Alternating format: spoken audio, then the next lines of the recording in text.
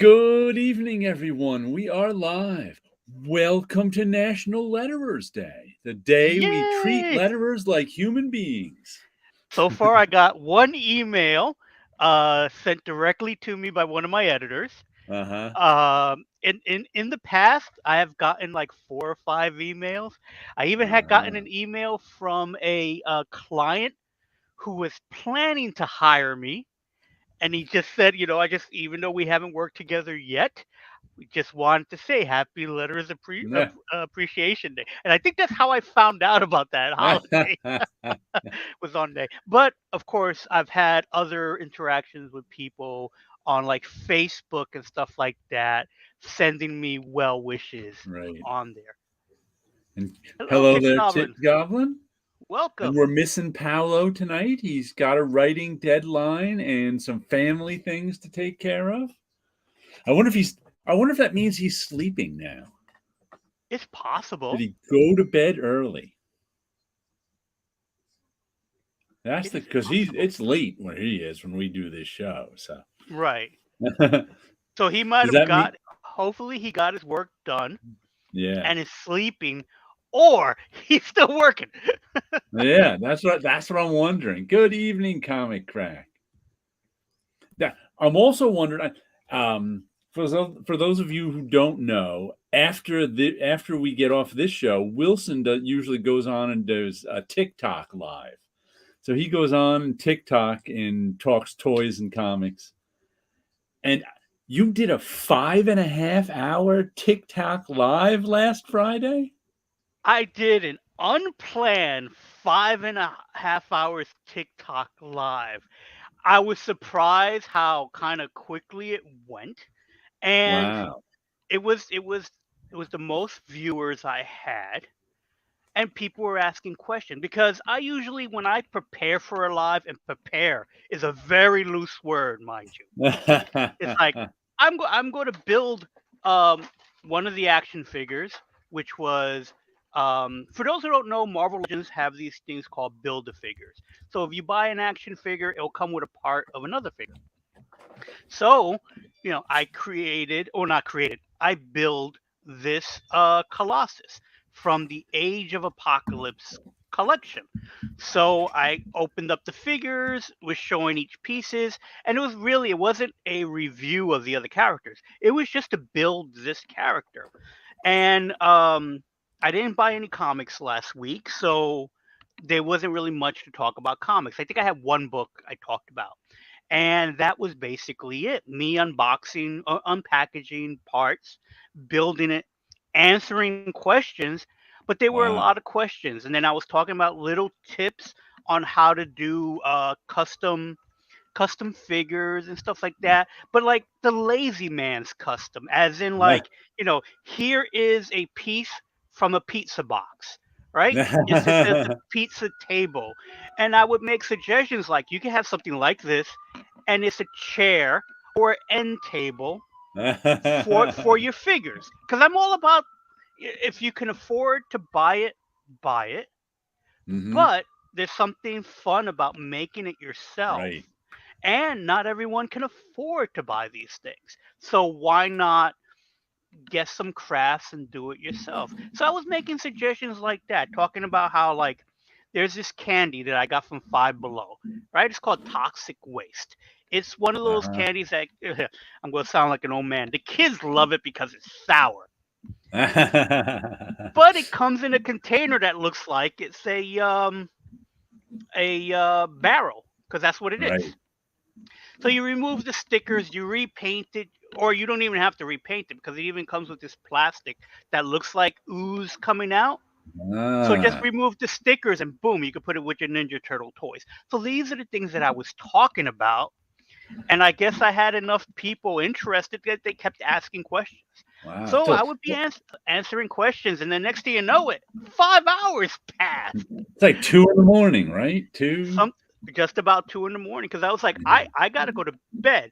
And every time I try to leave, a new group of people showed up and they started asking questions. So it's like, all right, but I did not plan to do it. Ah, look at that. Yeah. You have the leg to Apocalypse. It's my up. one build a figure I have. I Uh-huh. think, um, I don't really I have some action figures, but I don't really buy. I think I bought 2 action figures last year, and that was the first time in years I bought them. I Right. I, I think it came with it's up there, the Ditko Armor Iron Man.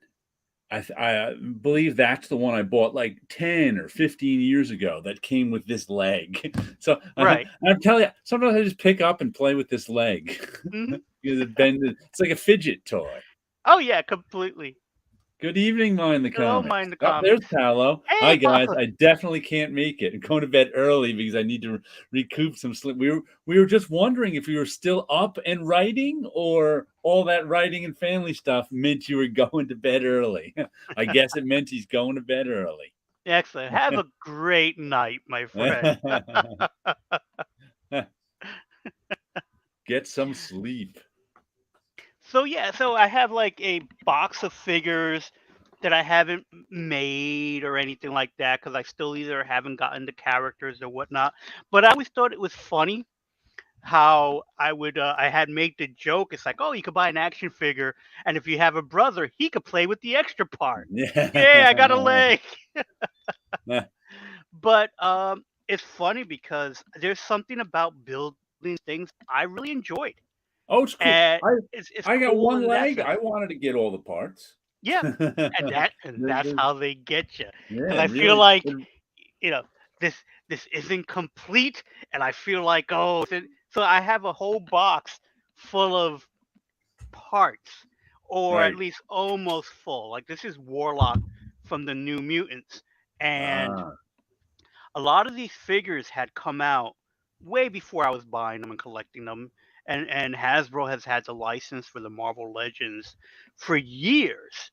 So they've been coming out for years. And the only reason why I was thinking, oh, I would like to get all the New Mutants together, but since I knew Warlock is a builder figure, he would be the hardest one to put together. So right. I've been slowly getting the parts because the parts are about $5 a piece. Yeah. What kills me is paying for the shipping because Yeah. That because of me selling stuff, I know the price of something, I know the weight of something almost by looking at it, and I see the prices they put on. It's like that's just way too much of a price that's what I for I a I figure. always count the shipping in the price when I'm buying something on eBay. I really don't care what they're charging for shipping. I just care what the total is.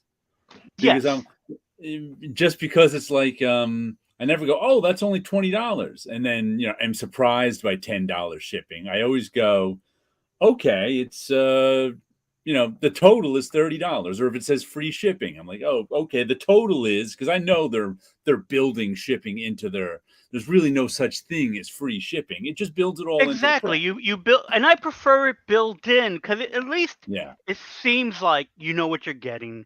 right. And again, because I can look at a leg that shouldn't cost more than 450, Right. 495 to ship. Yeah. In even you could even ship it in a box and it'll still be that price. If But I I see something like this going for $9 or whatever it is shipping, I'll yeah, go, well, I know they're getting some profit out of the shipping. And let me if the And sometimes I'm like, no, that's too high. And sometimes I'm like, well, the total price is about what I'd pay. So, that's okay. Then I'm getting profit out of the shipping. ex- For me, it's really the total price that, yes, and I completely agree. But again, it's like sometimes I'll look at something and go, I would like that, but there's no way yeah. I'm paying that much for Sometimes you shipping. go, I'm not paying that total price. That Yep, total price, the shipping makes it too high. way too high. When I Right. know, again, you know the price of the shipping, you know what the item, and like, of course, an item is Yeah. only worth what someone's willing to pay for it. Right. So there have been times where the figure that I just built this week, the Abomination, I've been missing a leg on him Uh-huh. for the whole time I was rebuying figures. He was one of the first wave of characters I was Right. putting together. But Iron Man, the Gamer versus Iron Man, was something like $60 for a very long time. Huh. And buying the leg by itself, sometimes you could get it for $5. But that particular one was going for what I thought was an outrageous price, being over $20. because that's kind of the Okay. price of a regular figure. I'm not going to buy Yeah. that for a piece. And so Happy 3-day recently, weekend to you too, 62 Lefty Blues. mhm, weekends, what are those? As a Yeah. freelancer, I'm not sure, but I'm like, bad idea does not work on the weekends. mhm. They're like, "No, Mo- no work on the most weekend." most to all my clients do not bother me on the weekends, Right, which I'm very happy for. I've learned to not answer emails after 5 p.m. right. depending on on the project.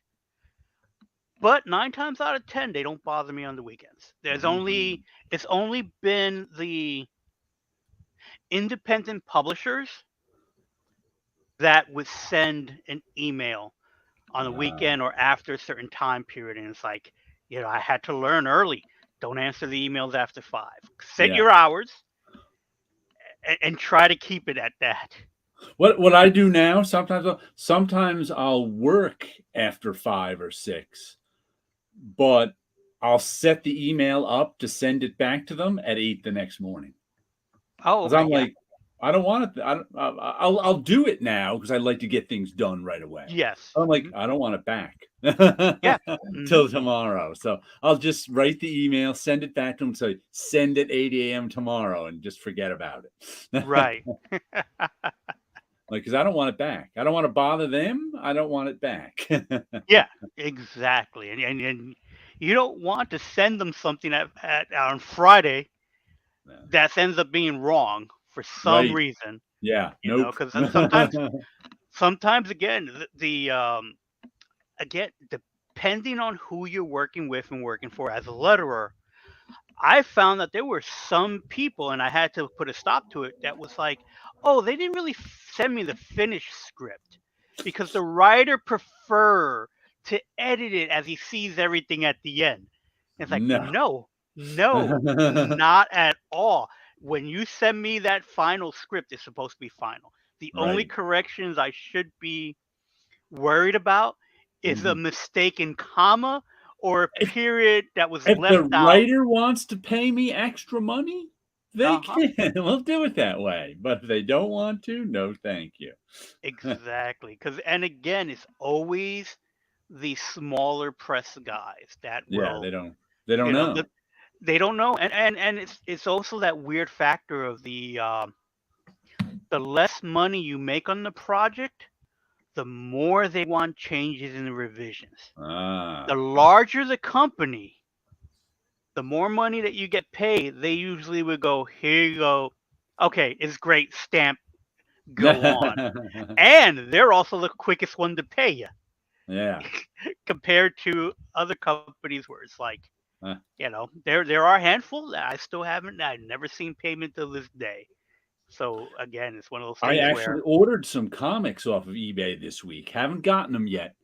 uh-huh. Um, and it's funny because 'cause they're coming from Brooklyn too. Sometimes when I get something that's in Brooklyn, I'm just like, "Ah, it's so close, yet I'm waiting 3 or 4 days for it to get here." Right.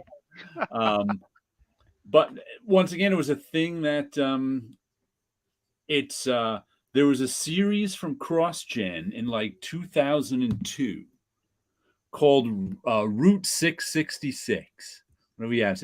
Is it possible to Frankenstein kind of toy with pieces from distinct figures? Oh, yeah. Yes. You could And especially these I imagine these ones you could build a Frankenstein creature out of easily. you very easily can.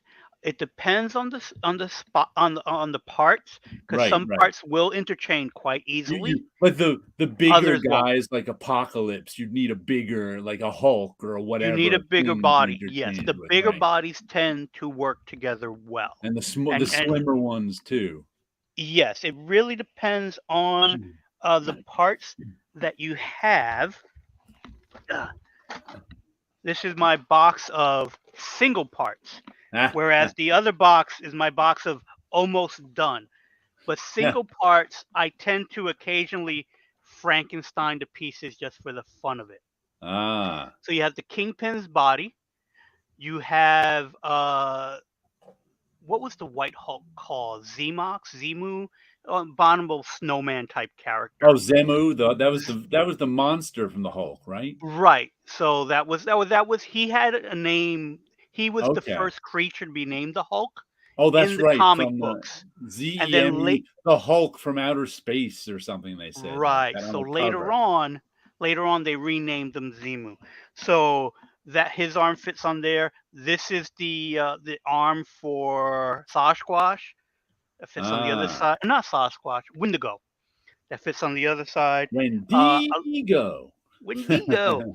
So I basically almost have a full figure with just these pieces.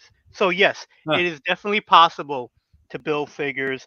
I know people who does customization of Oh, characters, yeah, and they tend to, use these figures for that. So a right. lot of times, if they're close in size, you can switch out parts and stuff I like would that. say so. There's a He-Man out there that may or may not have existed where they changed the head.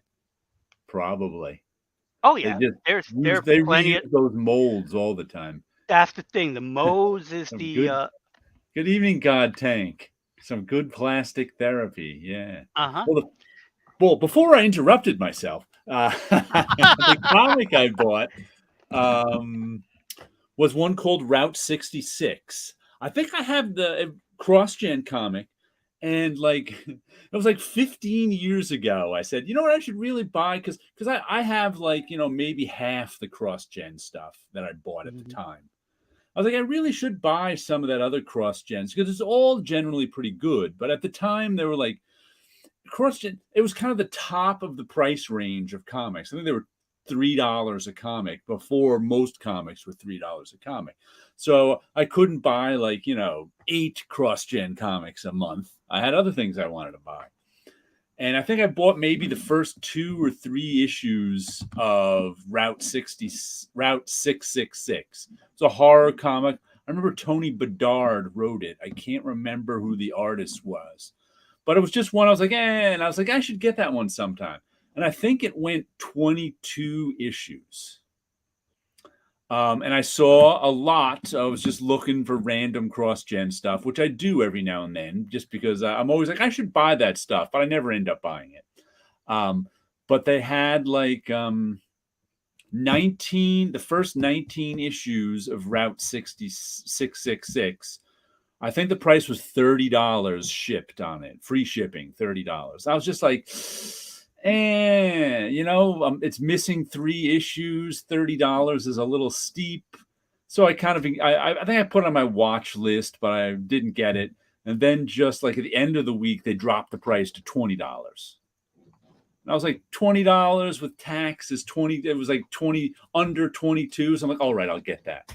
Mhm. Under $22 for 19 issues. How can I pass? I'll get the other 3 someday from mycomicshop.com.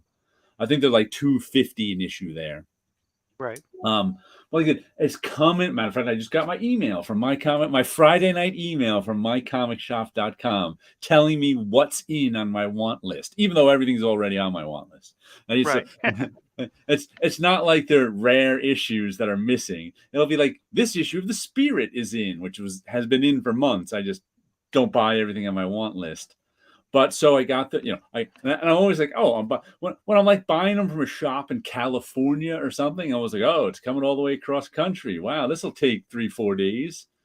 When I'm buying it from a shop in Brooklyn, I'm like, wow, this is it's gonna take 3-4 days from Brooklyn. Because it seems like the closer the place is to me, the longer it takes them to get it in the mail too. Right. It's kind of because you get that tracking order update, but they really just made a label. It hasn't actually been picked up by the post office yet. Exactly. Because you could have it where they can come and pick it up from your place. Hmm. eBay offers that. It really depends on the company, but most of the time you would Yeah, set a pickup time or a pickup right. date, and I depending imagine where you live. if it's a store, that's what they do. Right. Well, you could do it Yeah. from home as well. I Oh, could I know, set but up. I Right. imagine it's more often done by a store. Like I Yeah. think this one came from a comic shop in Brooklyn or something.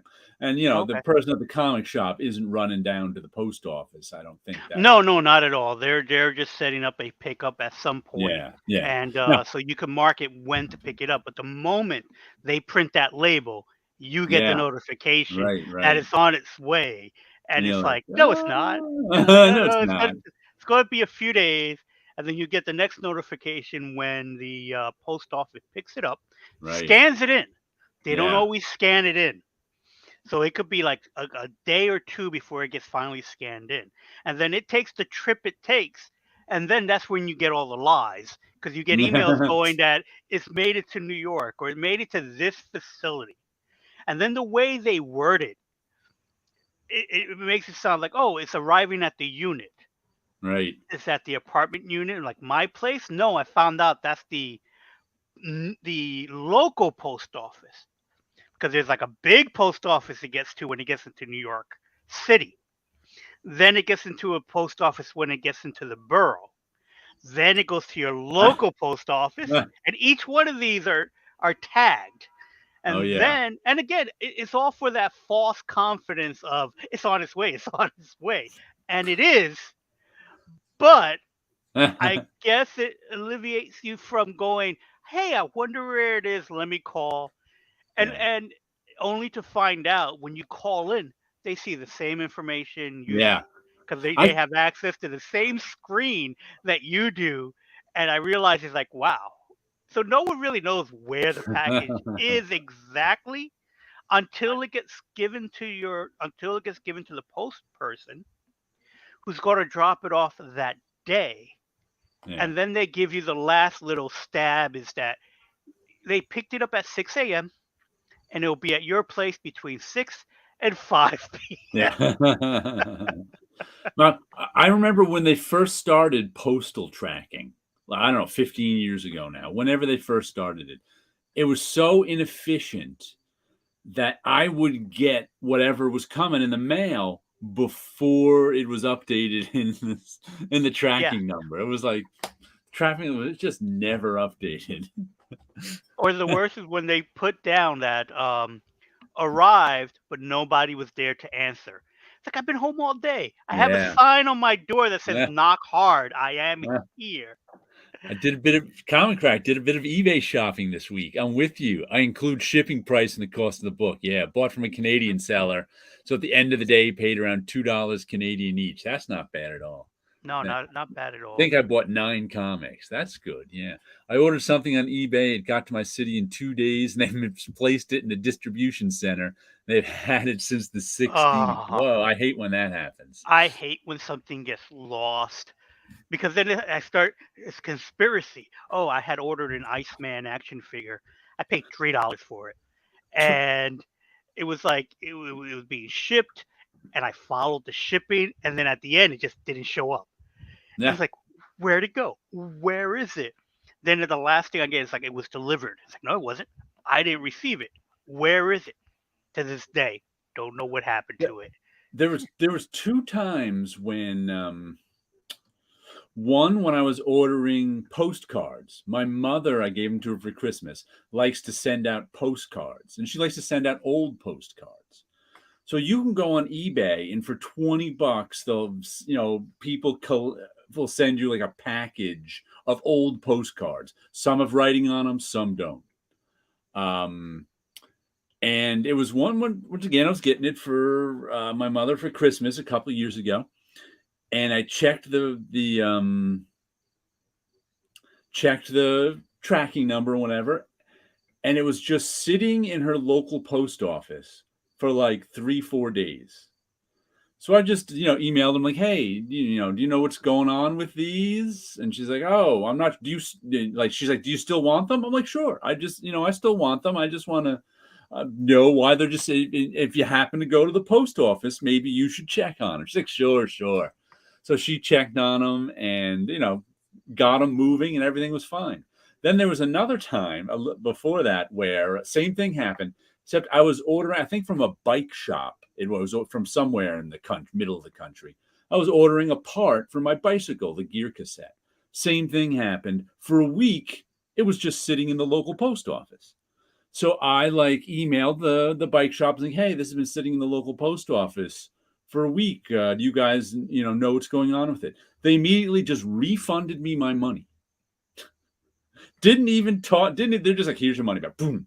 Didn't want to deal with it. Didn't want to talk to me. I guess they didn't want to check out the local post office. I was like, okay, I guess I'll buy another one somewhere else. And I bought another one somewhere else. And then a week later, that one showed up too. I'm like, all right, I got two of them now. Yeah, it's again with mail is weird. Yeah. If But you I don't find get it the notification to pick something up, you don't even know. Because I had something shipped to me, an illustration for me to color, because the right. client wanted me to hand color it. So he shipped it, but I never received it. I didn't get Uh-huh. one because it was too big to fit in my mailbox. So they should have left Right. one of those pink notes. Right. Because now with the pink notes, you could go online, say, "Hey, I'm here on such and such date, deliver it," or I could go get it and pick it up. They never left a note, so I had no idea it was sitting in the post office. And after about 14 days, if it doesn't get picked up, it gets sent back. So I had the Uh-huh. client call me up and says, "Hey, the picture came back." It's like I didn't even know it even made it to New York. And it was one of those weird things. You take a uh, gamble with the post office each and every time. in the mail today, I got Billy Dogma and Jane Legit, a Dean Hasfield deep cut. I did not know this was going to be magazine sized. Uh huh. Um, I'm loving the I will coloring on break it. you, yeah, but I won't kill you because I need you. This is Billy Dogma is one of Dean's characters. He's been. Let me get big on this so I can show you a little bit of it. This was a Kickstarter. Where is solo layout? Kickstarter. Feels like it's about 32 pages.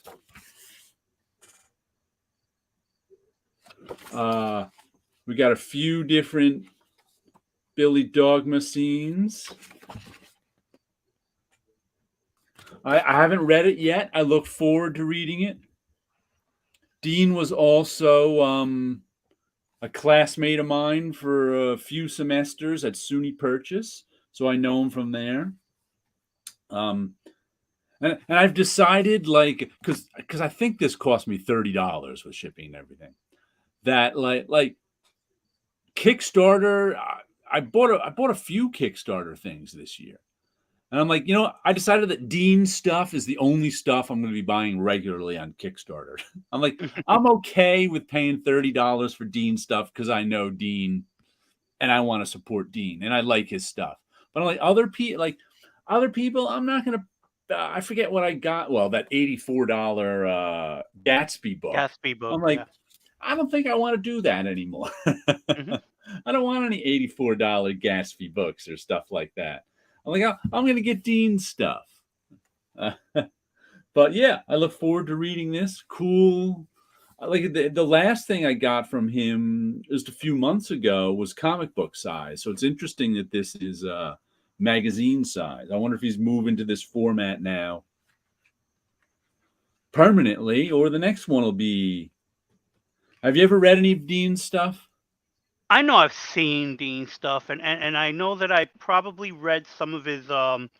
He was doing COVID Cop. That was the his. web comic for a while. Oh I yes. was reading that, and it was the oh, I don't know if it's even the same one, where was it Brooklyn or one of the boroughs is cut off from the rest of the city. He had a Brooklyn superhero, the Brooklyn something. Yeah, I think I read that for a while. So I know his artwork, his art Yeah, style. I love it. I love the coloring in it because yeah. it has that classic comic book golden age look to it of just here's the solid color and we're moving on. And I love and it. I love that look because it's bright, his it's and eye his catching. writing can be very sort of introspective Hmm. and lyrical. Like his characters while punching each other can be discussing their philosophical ramifications of them punching each other and stuff Right. like that. I find his writing interesting too. Hmm. I'm a fan of his work. I haven't bought many of it, but every now and then I do pop in and I see it, and it's like, okay, I'm picking this up. So I do like his stuff. Matter of fact, he used. I can still remember his college cartoon because we used to bunch of my friends at SUNY Purchase, since it was an art school. Um, we were all doing cartoons for the school paper. The school paper was called The Load, uh, and we would all do cartoons for it. And Dean did this cartoon. What was it called? Johnny Rocket.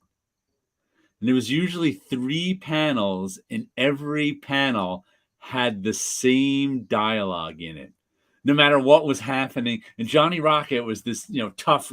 He drew a lot like Howard Chaykin back then, because he was Howard Chaykin's assistant. Even before he went to SUNY Purchase, he was Howard Chaykin's assistant in the mid to late '80s.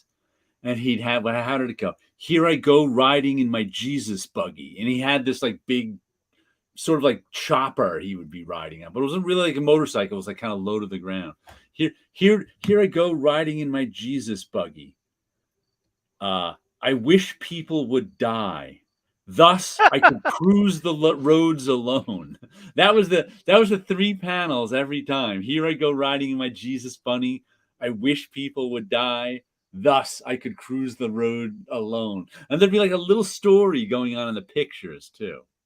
Whatever the Johnny Rocket story was of him running over someone or shooting, whatever was going on. But I was like, always those 3 pieces of text. It was quite amusing.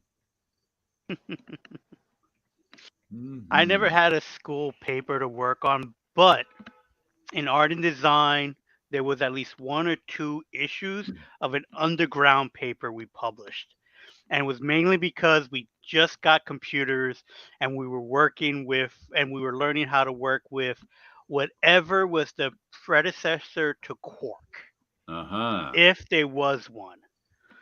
Because I don't remember what computers we were using, because they weren't really Macs yet. It could have been, Uh, what is that one that Microsoft had, like Microsoft Publisher or something like that they made newsletters in? it is possible, Yeah. or it could have been Quark and we just didn't have the name for it. Right. It could have been Uh, really early version. Very much so. And so I wrote a humorous story about James Bond passing away, Mm-hmm. and he left like 900 and something children behind. Yeah.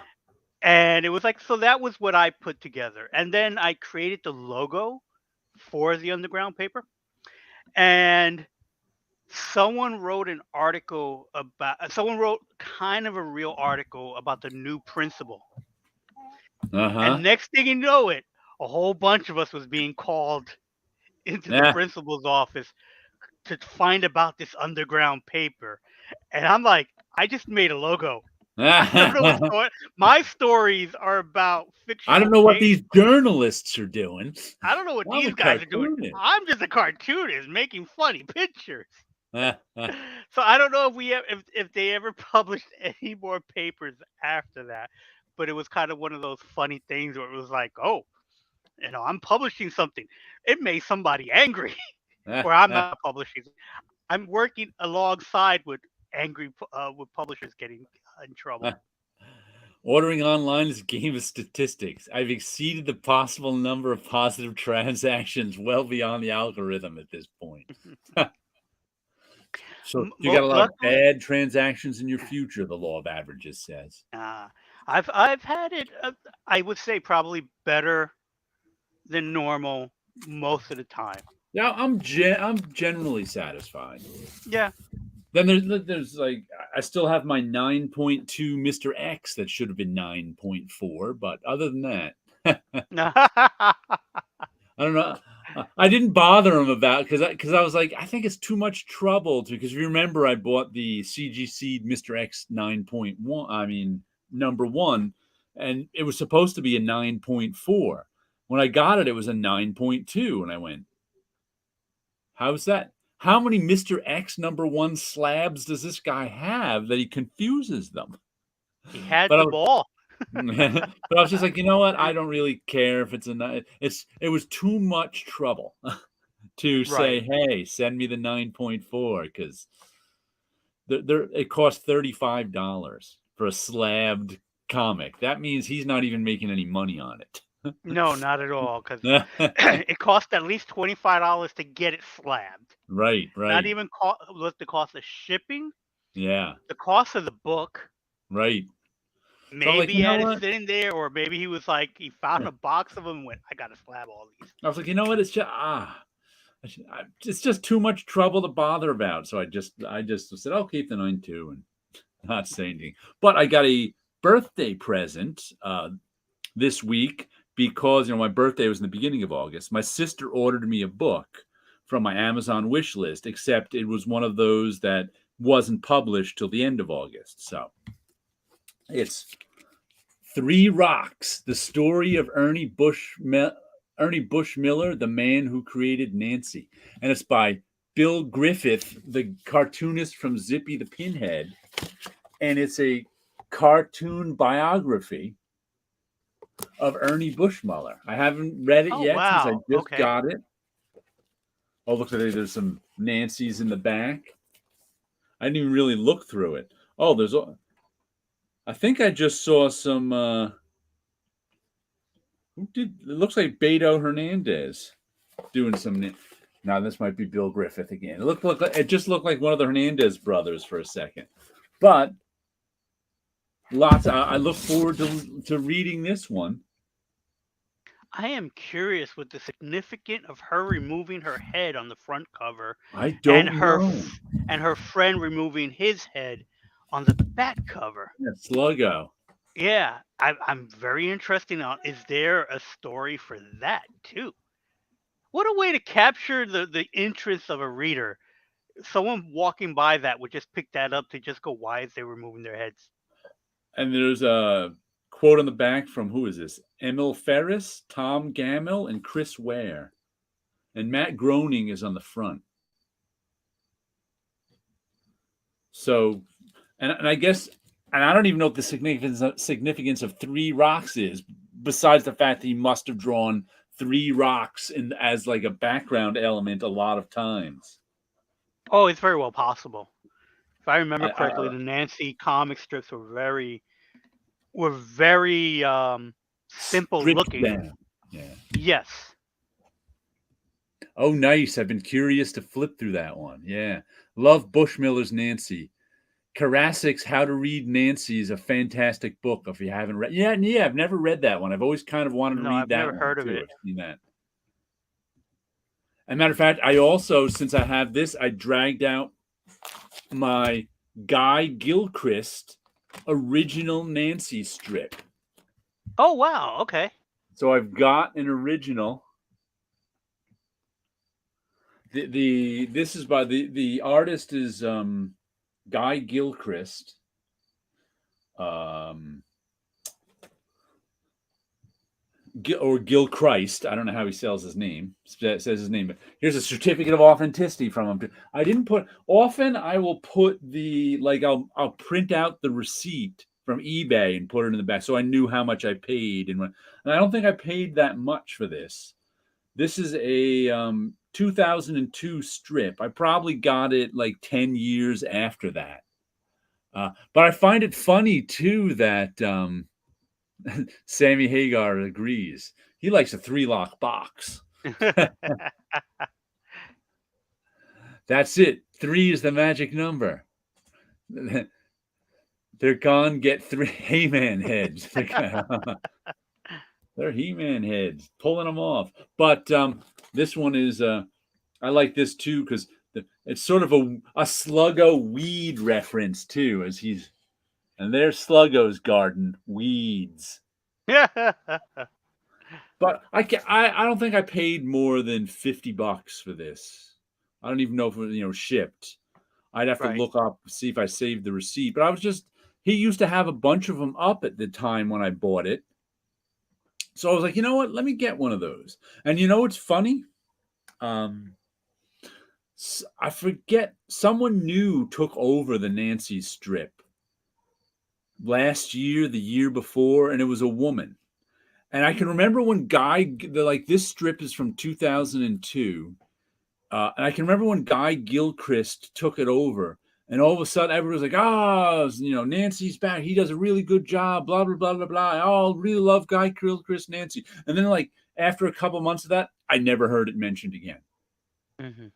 And the same thing happened with this new woman. She took over, the Nancy strip, and everybody's like, "Oh man, I love her new Nancy. Oh, she does such a great job. Harkens back to classic Bushmill." Then after like 2 or 3 months, never heard anything about her in the strip again. And I'm just like, it's like people's attention span for Nancy is like 3 months, and then they forget about it. Someone new takes it over, they love it for 3 months. I could not even tell you the last time I probably had conversations about comic strips, other than Olivia James. Yeah, she's the new one. Other than when like a big change has happened, kind of like when Peanuts was ending, so that was in the conversation. But before that was Calvin and Hobbes. Oh yeah. Back when Hobbes might have been stolen because their house was broken into and they couldn't find Hobbes. And that went through the school like wildfire. What do you think they're going to do? Is Hobbes going to really be missing? Are they going to go that far for the comic strip? And that was about it. Once that story resolved, which by the way, Hobbes was just hidden under some blankets for a spoiler of a 30-year comic strip. So he wasn't taken. But for a while, everyone just talked about that strip because they were worried about what happened to the stuffed toy. Architectural foam panels and columns. His attention for Nancy is eternal. Good evening, SBPT. Welcome. Sketchbot. Let's see. Comment again because YouTube censors web addresses. I used to order from my comic shop all the time when there was zero tax and a flat rate $5 economy shipping. Just too expensive. Yeah, it's like $12 shipping now, which is why I order like once a year from them. It's kind of crazy. Yeah, it's pricey. I can't help myself. Too many good books, right? I tend to start putting things into the shopping carts, and I wait until I hit that threshold to get free shipping. Oh, there's no free shipping anymore at mycomicshop.com. No, not at all. No. Oh, wow. The threshold used to be like $35 or something like that, but not anymore. Oh, wow. Because I know like that's a GameStop where I occasionally buy action figures from, especially when they're on clearance or having a sale. Their threshold went up to $75. Before that, it used to be something like $30. If you get over $30, the shipping is free. Now it's up to like $79. It's $79 when everything is all said and done. When it's after all the discounts. So sometimes you end up putting 9 items in there because some are 2 for 1, or the more you get, the more discount. But you can always end up spending more than $79 just to reach that free shipping threshold. And for them to, sorry, no, go ahead. For them to only send you an email saying that we're shipping this in 2 different shipments. And since I pulled out that Nancy strip, I forgot I had this. Another strip I pulled out too, which is a Rugrats strip. Oh, I didn't even know Rugrats had a strip. Neither did I when I found this on eBay. Let me go big with this one so we can see it.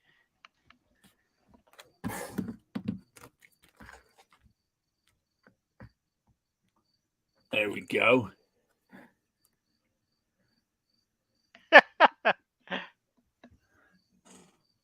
A Rugrats strip, and this is by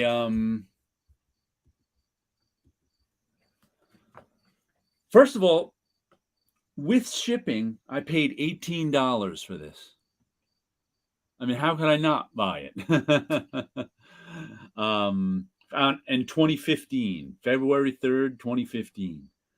And the script is by, the drawing is by Scott Roberts. I know him from a self-published comic he did in the late 90s into the 2000s called Patty Cake, which is one of my favorite all ages comic about this little girl named Patty Cake and and he drew, it was sort of, he had a lot of Peter Bagg influence, except it was like a wholesome all ages kind of thing, though it was very well done, very funny. um but I guess he got the job penciling Rugrats, and it's inked by Will Blyberg, who I think is a name I know from the 80s. Did he do, was he, did he, I think he may have done like DNA agents or something like that. I like Mignoit and Blyberg. I remember Will Mignoit, or however he said his name, Meunoit or something like that. And I think Will Blyberg may have been one of his inkers at one time. I cannot remember, but The I just figured name, I'd pull this one out to show you too, just because it's another comic strip. it's actually pretty cool to see. I remember Patty Yeah. Cake. I didn't buy it, but looking it up and looking at the artwork, it's like, oh, I do remember that strip. The DNA agents, I'm almost sure I may have had a trade paperback of that. I don't think I ever picked those up as individual comics, so I Yeah, don't that was recall the names of the creators on there. yeah, that was Mark Evanier, and I know Will Mignoit was the penciler. He could have been the inker. I don't really remember. Hmm. And like I said, that was, I think, first Eclipse put that out in like the 80s. I still have Right. my issues here, but I haven't looked at them in so long. And it used to cross over with Crossfire sometimes, who was the Mark Evanier, and oh my goodness, his name just flew out of my head. The artist. Um, oh my god, I'll remember it in a second. But that was their book that I always enjoyed. Dan Spiegel. There we go. Mark Evanier and Dan Spiegel's Crossfire, which is, there was one, yeah, there we go, Dan Spiegel. There's one, I think it's Crossfire number 3. Yeah, man, it's steep. I just buy a boatload though, right? Crossfire was a fun read. There's one Crossfire book out of the whole series.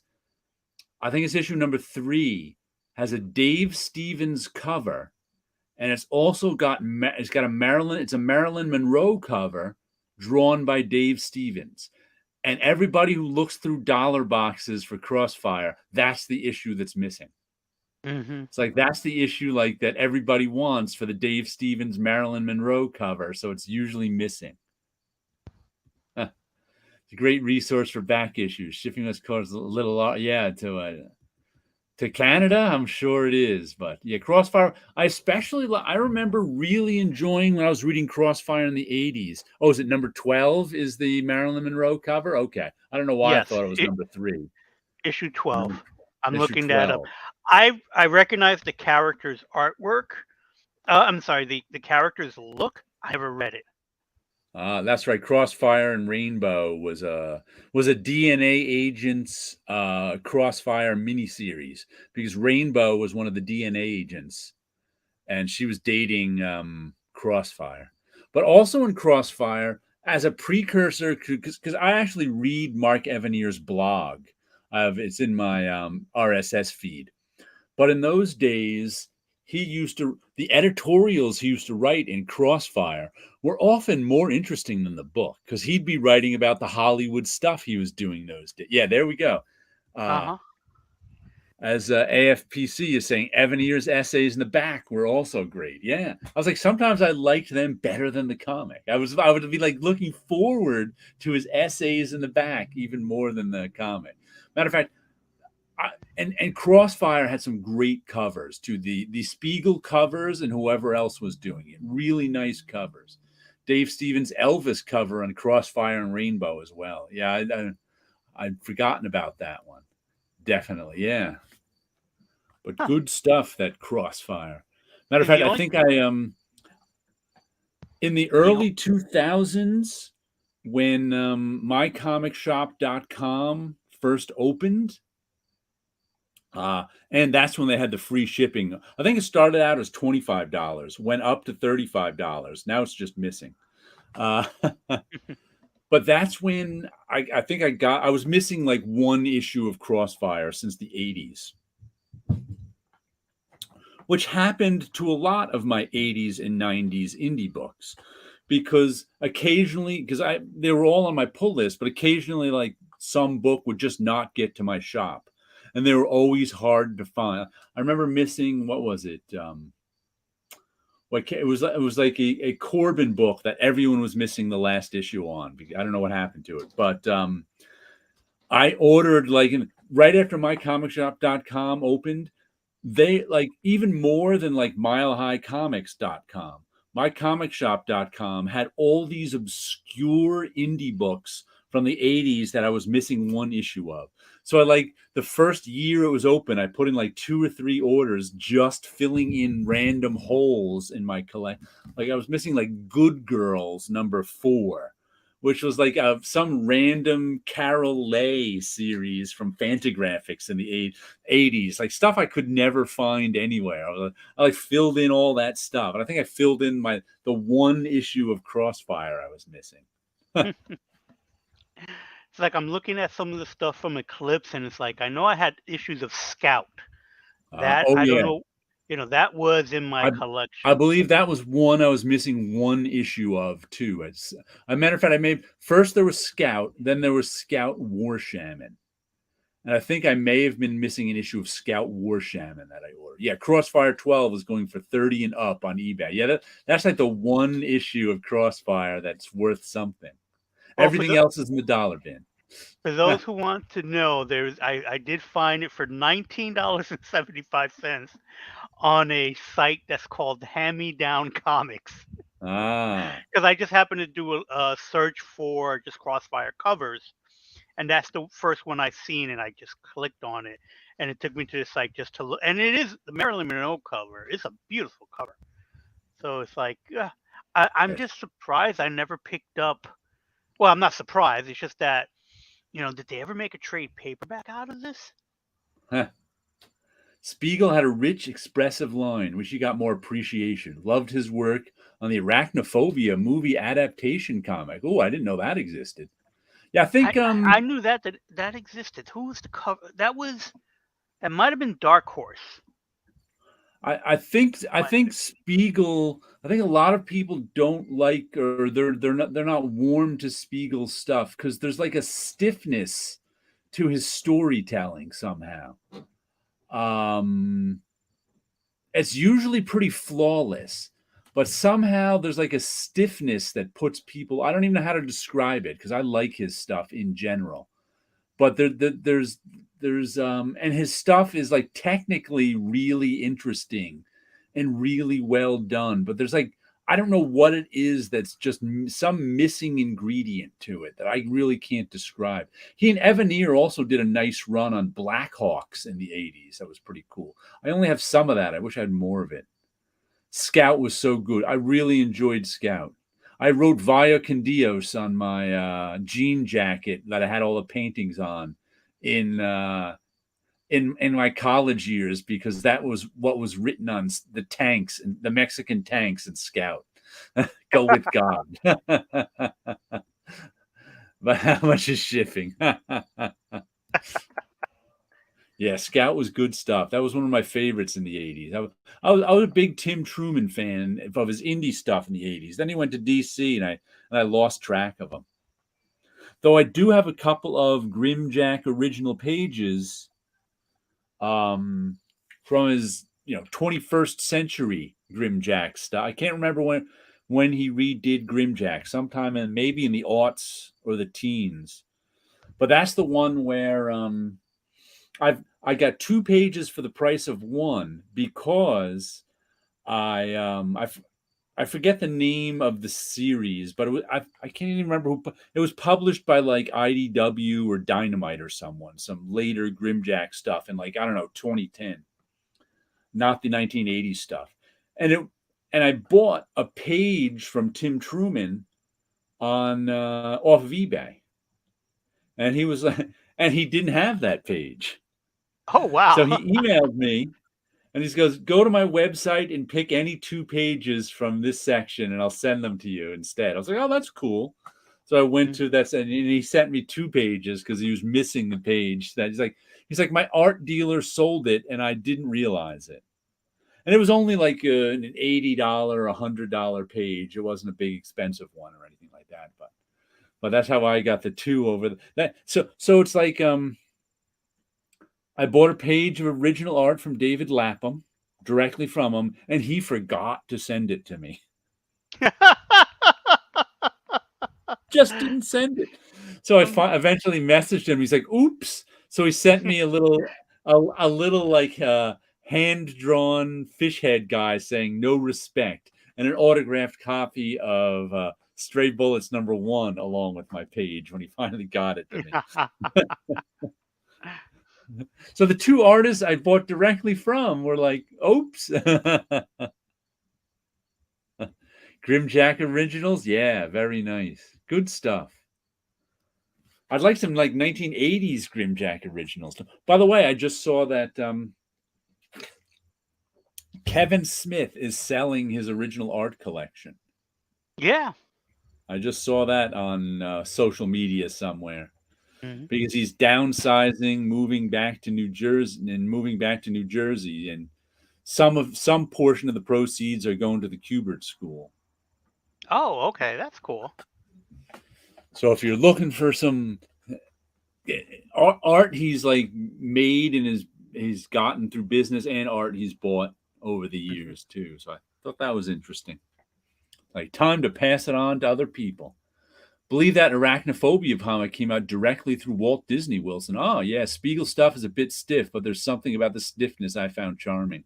Oh yeah, definitely has a charm to it. I like his stuff, but I wish I could articulate what I don't like about it, because it's really weird to try and figure out. Sometimes it's tough when someone's like as good as Spiegel, but they fall just short somehow of being really good. And it's like, what is that? I don't know. It's a strange thing, especially for those of us who like to examine comic book artwork. And speaking of artwork that falls short of being really good, I got the latest issue of Starstorm. I This saw that at the comic book shop. I was wondering if you picked it up. I'm really enjoying this book. Okay. This was another good issue. This is the one where there's an amateurish quality to it, but I'm just not sure if that amateurish quality is a put on or not. I just don't know. I don't know if it's so sophisticated that he's putting on an amateurish quality, or there's just an amateurish quality. Because this really reads like a story he came up with in high school, and he's always wanted to do, and he's thought about it his whole adult life, and he's finally doing it, but it still has that high school quality about it. I mean, the story sort of, and the art, because in this issue, first of all, there's just a million characters in it. And like, remember I showed you that whole like tiger squad, and there was like 6 or 7 of them, and they all had tiger names. They were the villains. Well, in this one, we get the main hero, Starstorm, as we can see from the cover. These are his 2 like high school friends who now get turned into heroes too. So like, just by however being near him, and there's these big evil villains, and now like another big evil villain came in. This guy right here with multi arms. Yeah, let me get it bigger so I can show you. This new, who's like gonna lead the tiger guys.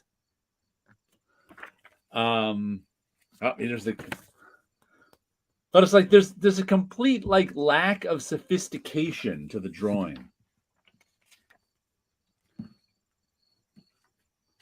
Oh, and then we have like, here they are facing off against them, their future selves come by, some curvy crackle.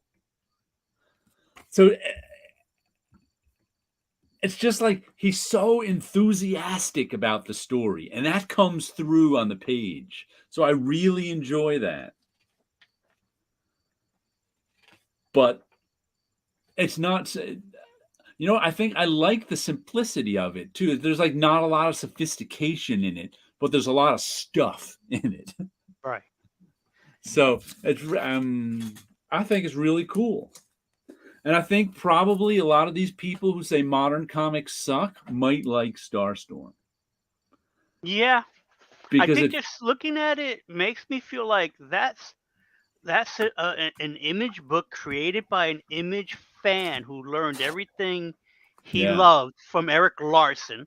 Because yeah, that's the artwork that looks like to me is like this is an Eric Larson fan right. making As a his matter of best fact, Eric Larson book. the first issue cover I remember thinking looked like Eric Larson. When I showed it to you, was that Eric Larson? No, it's this guy drawing because it was one figure and it looked like an Eric Larson figure. Yeah. But it's just, I really look forward to that one coming. Worked a couple of movies with directors like that. Story they've wanted to do for 25 years now finally have the chance. It's always excruciating. Yeah, that's why I'm so happy with this one. Speaking of artwork that falls short of being really good, holds up the Aquaman dolphin painting. So Tim would love that book. Yeah. That's like I was just you know, I won't mention any names, but I was just watching a book a video of a bunch of old timers, YouTube old timers getting together, talking about comics. And as soon as the subject turned to modern comics are just not that good anymore, I had to turn it off.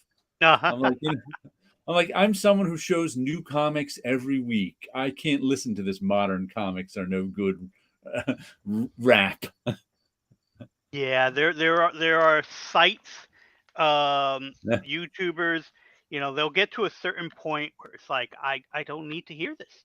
Yeah, To I've me, it's heard like the modern I comics I are no good I spiel heard it. enough I've times. heard that conversation since I worked at a comic book shop over 30 years ago. I've been Where listening to the same conversation for 30 years. I've been yeah, listening to that conversation since I was 10 years old, and the Silver Age guys were telling me how much the comics I liked sucked. yep. When I got to Marvel, it even was like, oh, what did you read? Oh, growing up, I read these books and these books. It's like, that was garbage. What you should have read. It's like I read what was available to me. Some of the editors are still here, so I cannot complain about the stuff I've read. Yeah, Tim says, "Ha, that's hilarious, Jared. I do the same. Can't stand it." Yeah, as soon as I'm on that conversation, I'm gone. Sounds like a guy who only buys Marvel and DC. Exactly. That's who they all. That's who they are.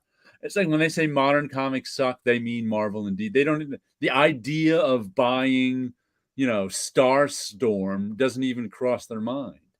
For me, Ben Marr's the only guy that can pull off that faux naivete shtick in contemporary comics. His stuff just has a timelessness.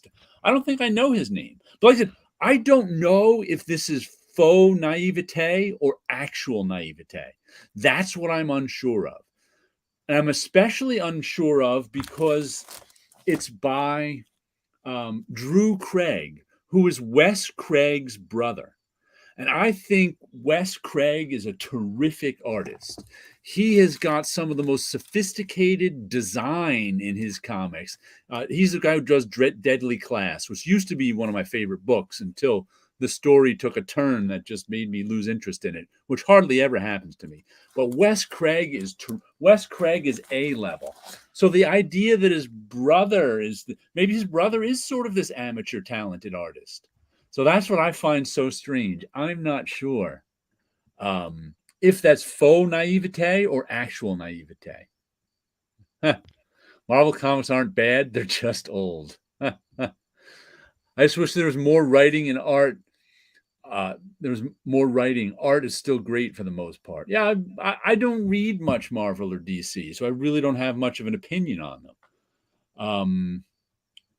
The only Marvel stuff I've read is I bought those 2 issues of Fantastic Four that had the Scott Koblish covers on them with the hundreds of characters across the four. And I actually read the issues of two, and they were pretty good. Those 2 Fantastic Four issues, I got to say, were good reads. I don't want to buy any more Fantastic Four issues because I'm just not that interested in it. But I got to say they were solid comics. There was nothing wrong with them. Um, And I think it wasn't until I was looking back on certain things on music actually that got me thinking about this on comics, is that when we look back at the comics we enjoy reading, and as we mentioned before, the first 10 years we discovered comics, those were the perfect years. Everything was yeah, beautiful, yeah, everything was great. We looked at that with the nostalgia, but then I realized is that what it was now and more so back then and probably always been, it's like you like certain things, you like certain stories, certain titles, certain characters, and you mhm, enjoyed the heck out of them, and you ignored everything else. right, So what you were reading were the best things that Marvel ever put out, or mhm, whichever insert name of yeah, company. What you were reading was the best stuff. It was like, no, that was the best stuff you picked and yeah, chose because as many things that were out there back then, there are as many things, or if not more, out there now. And it's now I think it's harder for people yeah, to pick and choose. right. There's And so many there is comics. so many, and Where do everyone you has start? right, and everyone has their own like family groups. So when Yeah, I came back and I was like, okay, let me go for the safe thing, Superman and Spider Man. And even though there's been years in between, I could read a Spider Man book and read it, enjoy right, it, and go, okay, this is cool. This wasn't. But there was a time where I was nonstop reading Spider Man from 1983 to 2004. And there were a lot of great books in there, but there were a few years that they weren't always so great. yeah, And I realize is that it has that, and I think comics have that ebb and flow that we notice it if we were in there for that long term, but people, they cycle. If yeah, they stay on for 4 years, usually that junior high to high school years, if they stay mhm, with it there and they stop, those 4 years were the best years they had reading comics, right, and they haven't gone back since. And I think there's a yeah. lot of that kind of conversation going on all the time, where my happens to be Spider Man. I would say yours would be Captain America, where you always had a constant read of Captain America, and there were That some was the one really I read. good books. The Mhm, the Hulk was my favorite as a kid, but Captain America was the one Marvel comic I kept reading through my adulthood mhm. and And enjoyed it's it. like I generally enjoyed the Mark Grunwald years. That's right, why too. and then you have some people that can't stand the Mark Oh, Grunwald yeah. years. Oh, most So people didn't it's like it. right, but there was like he was doing some great stuff with Cap that because no one else was doing anything with him. When Because I I, was I at Marvel, like I said, everybody loved Mark Grunwald at Marvel.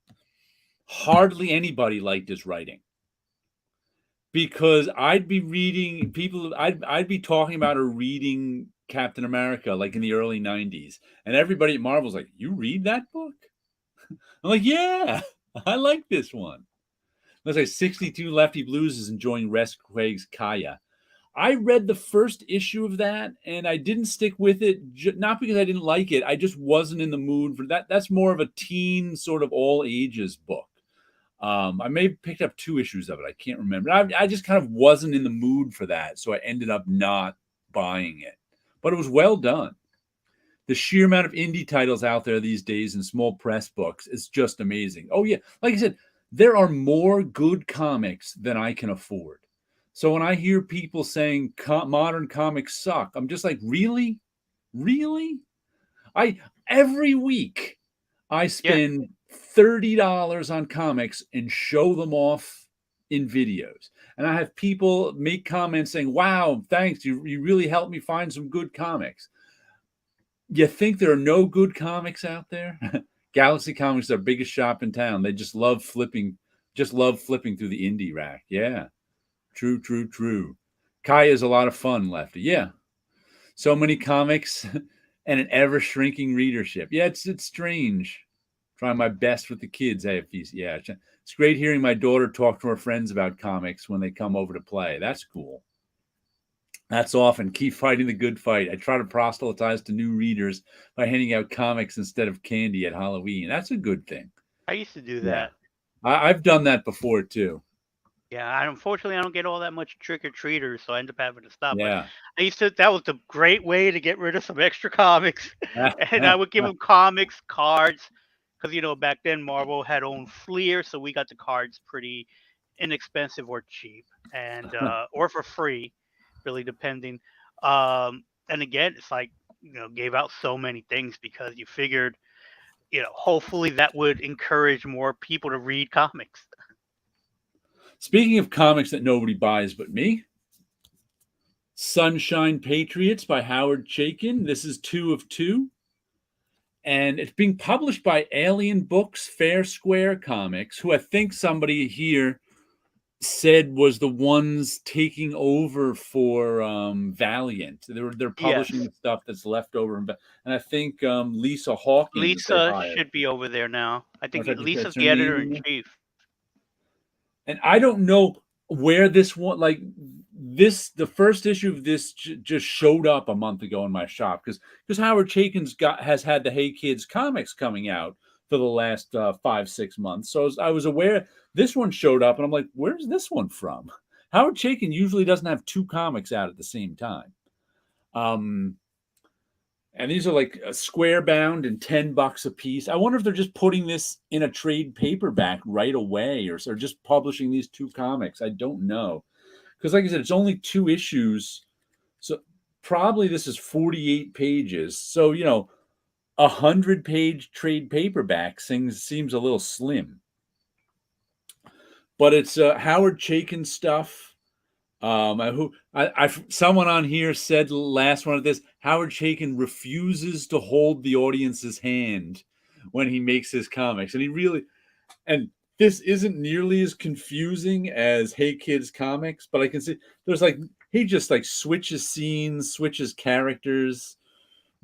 You gotta be paying attention reading a Howard Chaykin comic.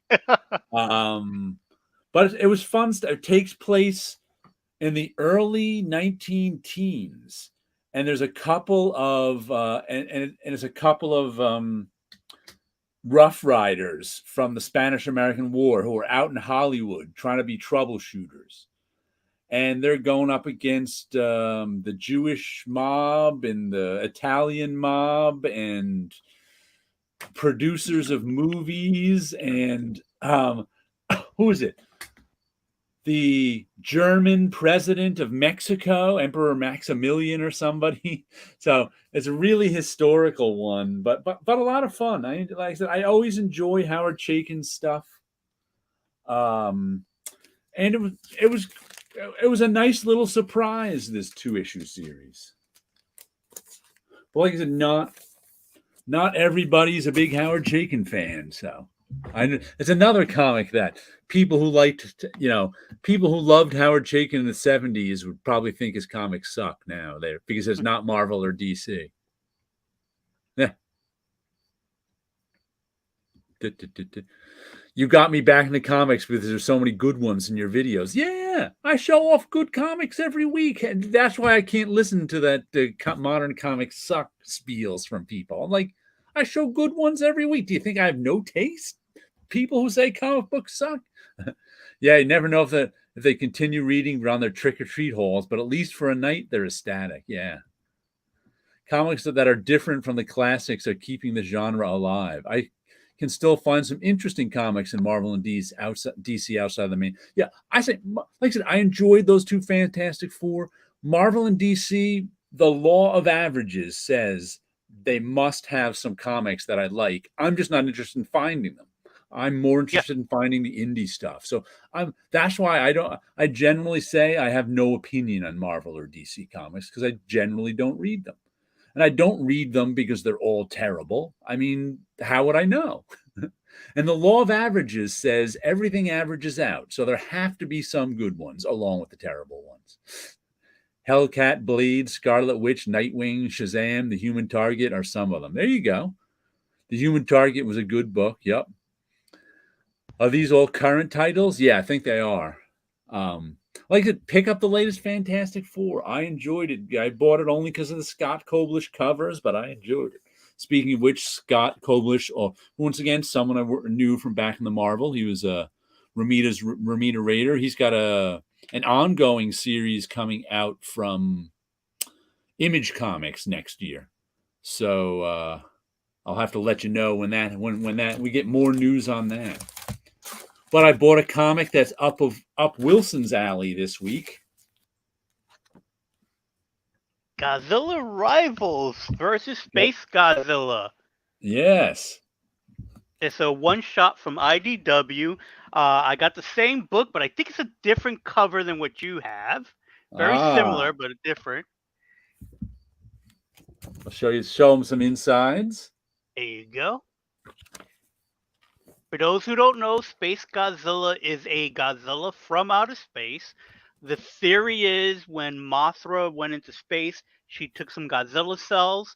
The cells got caught into a black hole and then spitted out this crystalline Godzilla monster that came back to fight Godzilla. Oh yeah, I've got the cover 1 cover, which must be done by the inside guy, Matt Frank. Yes, I have cover B. I bought this just because I looked at the preview and liked the artwork and stuff. And I always say, like, Godzilla often has good artwork in it. And Godzilla is where I discovered James Stokoe.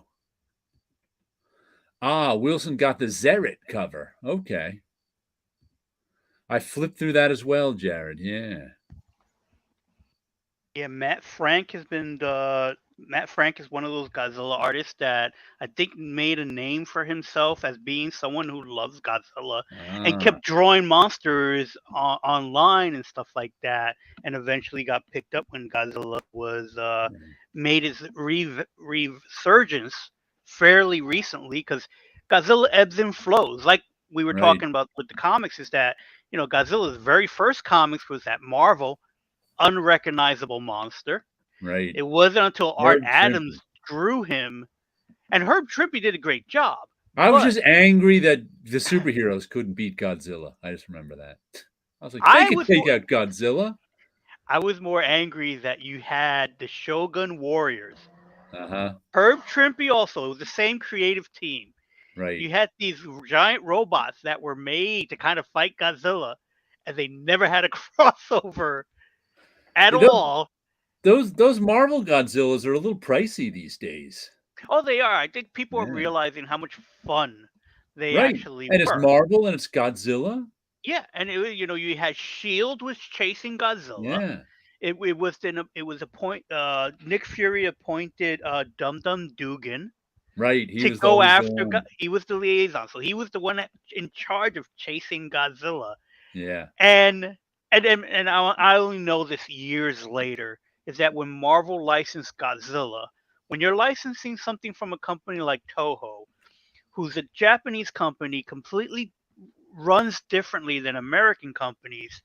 In America, if you license Spider-Man, you get some of his villains and what have you.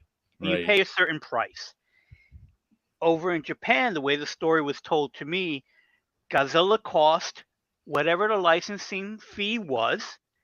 If you wanted the other monsters, you would have to pay that same licensing fee per monster that you were paying for Godzilla. So it wasn't even like you had a discount. So that's why Godzilla, for a very long time in all the comics, from Marvel to Dark Horse, always fought made-up monsters by the company. Because you would have to pay for each and every one. Wow. It wasn't until later when I don't know if there was someone else right before IDW that did some. Eventually was able to license all the Toho monsters. And then you had this resurgence where now you get to see Godzilla fighting his classic monsters. It's the AFPC. He was only following the Human Target mainly because of the Smallwood art, but he dropped off. It's like I've noticed if people don't have a pull list, they like drop off before a maxi series ends. I thought the ending was decent, but yes, Smallwood was the draw for sure. I went back and picked up the black and white newsprint essentials for Marvel, but the new stuff to me was like buying some rope over and over. The Joker never dies, neither does Spider-Man. Yeah, I know. I flipped through that as well. Oh, Space Godzilla, LOL. Though you said based Godzilla for a second, I was like, oh no, we're going there.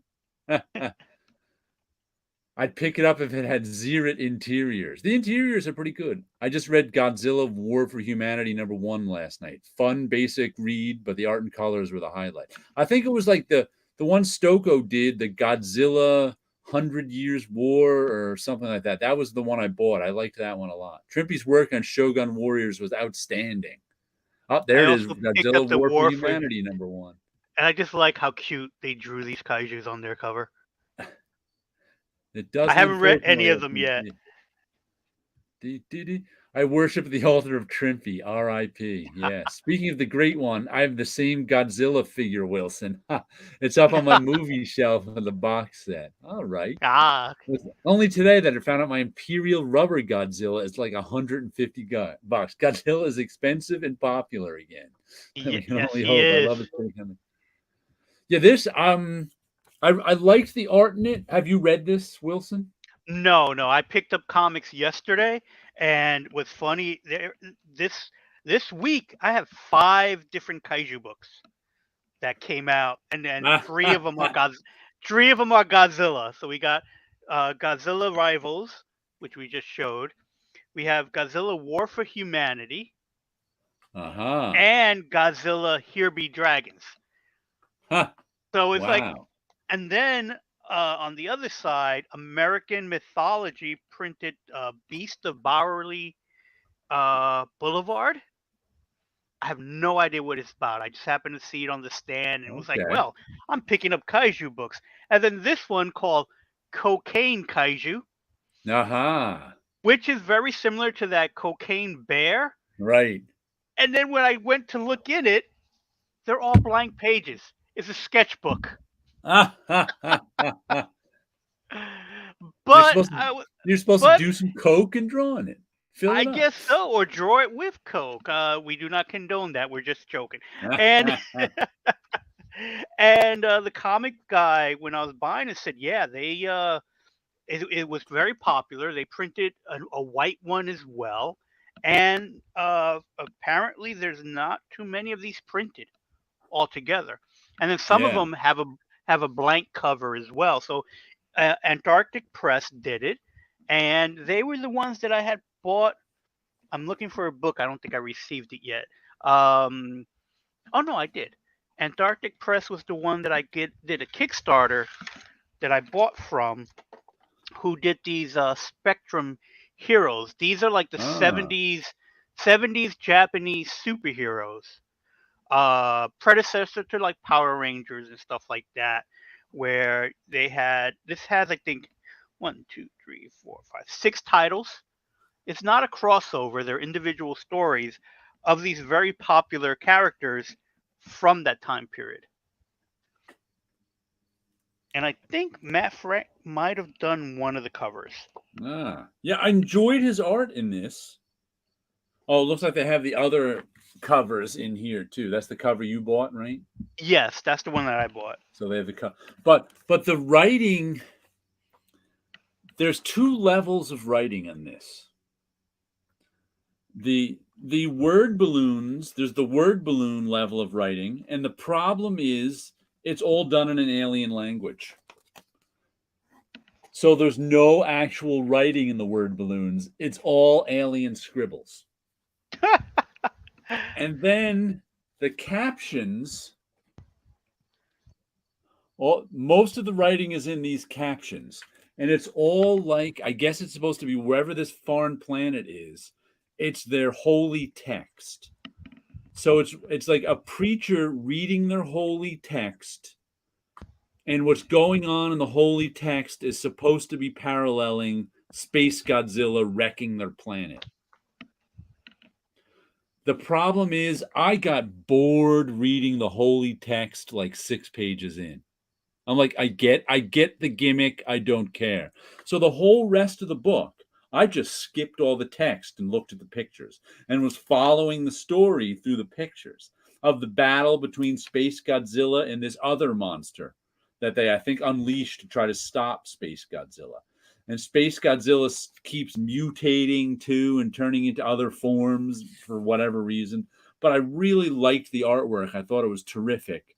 But the writing was like, the writing may as well not have been there. It was that. I mean, I don't really care about the parallels between holy text and some made up holy text of an alien civilization and Godzilla. I just didn't care.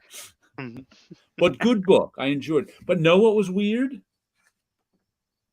Like you said, right up front here, IDW one shot. In the back, it says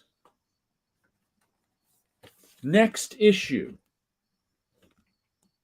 Right. So Look. since that looks like that's either Mecha Godzilla, so the next book will probably be called Godzilla Rivals. Oh, is this next one shot?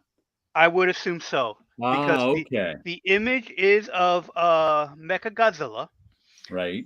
So I would say that they would be another one shot under the Godzilla Rivals title, and it would be Godzilla Rivals um, Space Godzilla.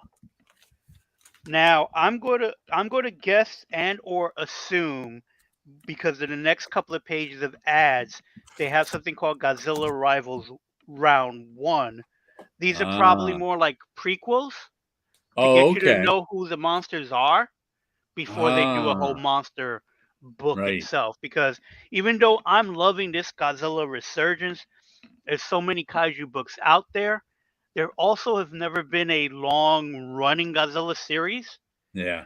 So, the Marvel books only ran, I want to say, 24 issues, if even.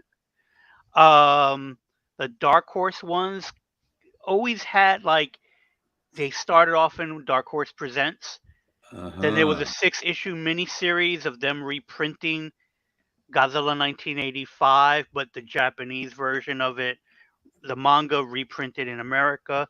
It wasn't until Art Adams was really drawing Godzilla that he looked like Godzilla, Right. or what modern Godzilla looked like at the time. And then even with Art Adams doing the Godzilla books, they were only usually limited series.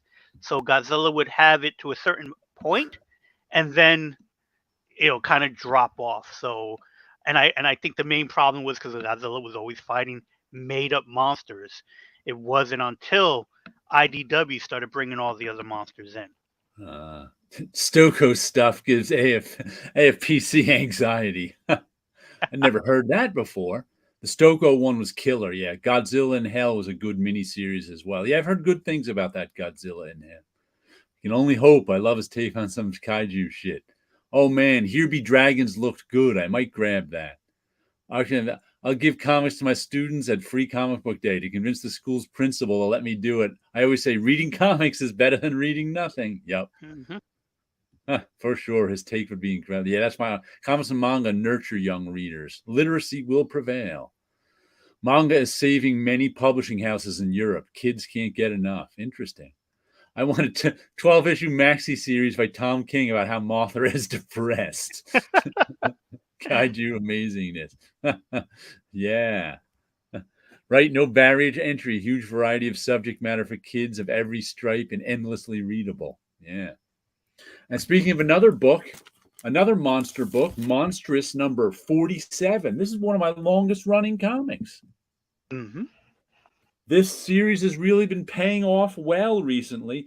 It's so hard to describe the story. It's been so long. It's a fantasy story that the first, 40 issues took place on this, whatever this fantasy Earth is, with all these different factions fighting each other and elder gods up in the sky trying to come back. And in the last, I don't know, 6 issues or so, our lead character and the monster that's been inside her have gone to this faraway planet where the elder gods have been trapped for many, many years. And we've been having their adventures on this elder god planet. And all the characters are there now, too. So they've just been doing a good job keeping this interesting and keeping it go. I don't know how many issues it's supposed to go. But it's been really, 47 good issues. I gotta say, Marjorie Liu and Sana Takeda have been doing a good job with Monstrous. I'm guilty of confusing James Stokoe with Steam Scroach at times. Everyone's saying Godzilla's and the Godzilla that. No one's saying son of Godzilla that's in Godzilla that. Godzuki, who wasn't called Godzuki as son of Godzilla. No, it was in Japan. It was I'm going to butcher the word, but Milla Was was Godzuki from the cartoon, the cartoon. American He cartoon? only ever appeared in the American cartoon, and that was Godzilla's nephew. Ah, Because 60 cartoons, heroes never had children. They always have nephews. right. Donald has 3 nephews. Mickey had 2 nephews. Popeye might have had 4. And so Godzilla had Godzuki, which was his nephew. In Hmm. the Godzilla movies, the 70s stuff, he had one called Minya. I think that's how it's pronounced. Okay. And then when the resurgence of Godzilla in the 90s, they called it Baby Godzilla. And they made it incredibly cute for that. And that's where when they introduced Space Godzilla, is where you had Baby Godzilla have this very cute anime look to it, big bulging eyes, and it was very cute. And then that Godzilla eventually grows up into being more of a Godzilla creature, but it eventually gets killed in Godzilla versus Destroyer, which is where Godzilla himself also dies. By the way, Conan the Barbarian #2 from Titan Books. And I've decided I am not putting this on my pull list. Oh Not no? because I not because I don't like the comic, but because I don't like opening it and the splash page is the masthead. Huh? Not even the credits of the creators. The Really? credits of the company. President, head of marketing, editor, production manager, art director, editor. I'm just like, no. It just annoys me so much to have this on the splash page. I do a very similar to a design, but I when I do it, I always put it on the inside front cover Nobody because I puts it know on the no splash page. right, exactly, because I put it on a page that I know people aren't going to look at unless they Right. truly want to read that information. That's You what want to open up the book everybody and does. That's yeah, how you make a comic. You don't put it on the splash page of the comic where the first thing you're excited to open up your comic and the first thing you see is a bunch of credit text. Nobody cares. the see, you got the reader by him or them picking it up from the rack. You got them to look at their book. Once it's in their hands, you almost sold it. It's that first page. It has to open up like John Byrne's classic Fantastic Four issue, where open it up and Galactus says, I am dying. Boom! You're buying the book. Yeah. That splash page will make I you mean, buy the book. You got it 95% some because they have it in their hands. The moment they open it up, it should say something big. It should be artwork that right. is And the story. there's even some comics that do like a title page there, maybe Right. a little bit of art, the title, maybe some credits, and I don't even like that very much. But to give me the masthead of the company on the splash page is just crazy. And then they open it with, then the next 2 pages are what? Something that the Noo prints, something that should be on the inside front cover, and the splash page. And I'm like, I just can't do it. I cannot buy this comic. Maybe I'll buy it as a trade, but this is not going on my pull list because that just annoys me too much. I don't want to be annoyed by my Conan comic every month. So, Yeah. not getting on the pull list. Even though I like the comic. There's nothing wrong with the comic. It's pretty good. Let's see what we got here. Whoop. We need a Montagno comic. I think it was directed by a Godzilla guy as well. Giant mushroom people. King's got his shtick. It's getting too easy to poke fun at Tom King, but I still think his vision is great. Walter's art's doing the heavy lifting, but it's a great. But yeah, I still haven't read the Vision. I'm just Not Finland. I'm smitten. Looks incredible. Yeah. Not enough screen time with the giant mushroom people, but they're still worth checking out. Conan is good. First time I read it in years. It's like the guy is a Buscema clone. Yeah, I actually like the comic. I just don't want to buy it because of that splash page masthead. That's like I know that's a crazy reason for not buying the comic, but why aren't you buying it? Not anymore. Last Galactus story I read was Ewing's Ultimates run. Great sci-fi comics throughout. I read the Ultimates Galactic when I think it was the Warren Ellis one, when there were a bunch of little machines or something. That was those boneheads again, they're ruining the comic. It's like they are saying worship us. Yeah, exactly. It's like, no, I don't care. This is the last bit of information that anybody who's reading a comics wants. It's who's working for your company. We want to see, if you're going to give us a title page, give us the credits of who's working on the book. Spite, of course. I'm not buying that book out of spite. They do that a lot in Marvel books, but at least in Marvel books they give you a title page and tell you who's working on the book. Not that I want that done either, but I think that even that is better than this, because, like I said, they don't even give you the creators' names. They give you the people working at the company, and I'm just like, no one cares. Yeah, yeah, that's their. If you're not working on the comic book itself, I don't think you really need to be credited, especially on that Yeah. page. We have credits in Bad Idea Comics. We put it in the back. My name's in the back, not on the splash. Happy Friday, sleepy reader. So that's the reason I'm not buying Conan, is because they put their masthead on the flat splash page. Nope, not doing it. Cannot support such nonsense.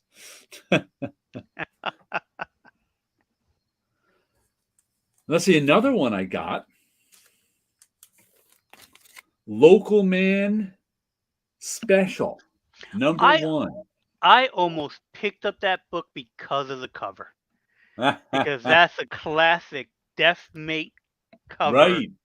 and it's like I have the whole collection of Deathmate gold covers. I almost picked it up to be part of it, and the only reason why I didn't is because of the extra books that I picked up, like that Godzilla one shot that is a $8 book, Yeah. and the Spider-Man 31 I picked up was also a double-sized book, so that There's a was a 9. $5 book. That's yeah. So But it's it's like, gold. ooh, but it's gold. Look at that. What Complete what your was Deathmate. Was it Deathmate? I It think it was was Deathmate. It was Deathmate, yeah. That was yeah, the Image Valiant crossover. What's crossover. cool Yep. about this one, the main story of Local Man has been this guy was a 90s superhero. Um, and in with like a 90s type Image superhero team, but it's nowadays, and he was disgraced and had to go back to his hometown. And he was living with his parents at the point. And so he's been having a, but this one is about uh it's like a 90s superhero crossover, because he's still in his local town in this one, but his old teammates show up, and his old current teammates show up and are like, and are berating him for being a screw up, this and that. But then some big crossover, as they need his help because a big crossover is happening. Some time stream thing is messing up, and there's a big crossover happening, and they have to stop it. So he ends up teaming up with his younger self. It's like his Uh, younger self comes out of the time stream, along with who are the people here? Let me tell you. Stryker from Top Cow, who is this guy. If you remember, he was like from Cyber Force or something. He's this guy right there. Let me show you. Let me get the picture big. There's Stryker. There's Fire Breather, who I think is a Kirkman one. There's Teen Angel, who I think is a Jim Rugg creation. There's Boof, who's from like, let me see, they actually have at the end a list of from where everyone's from. Uh, where'd it go?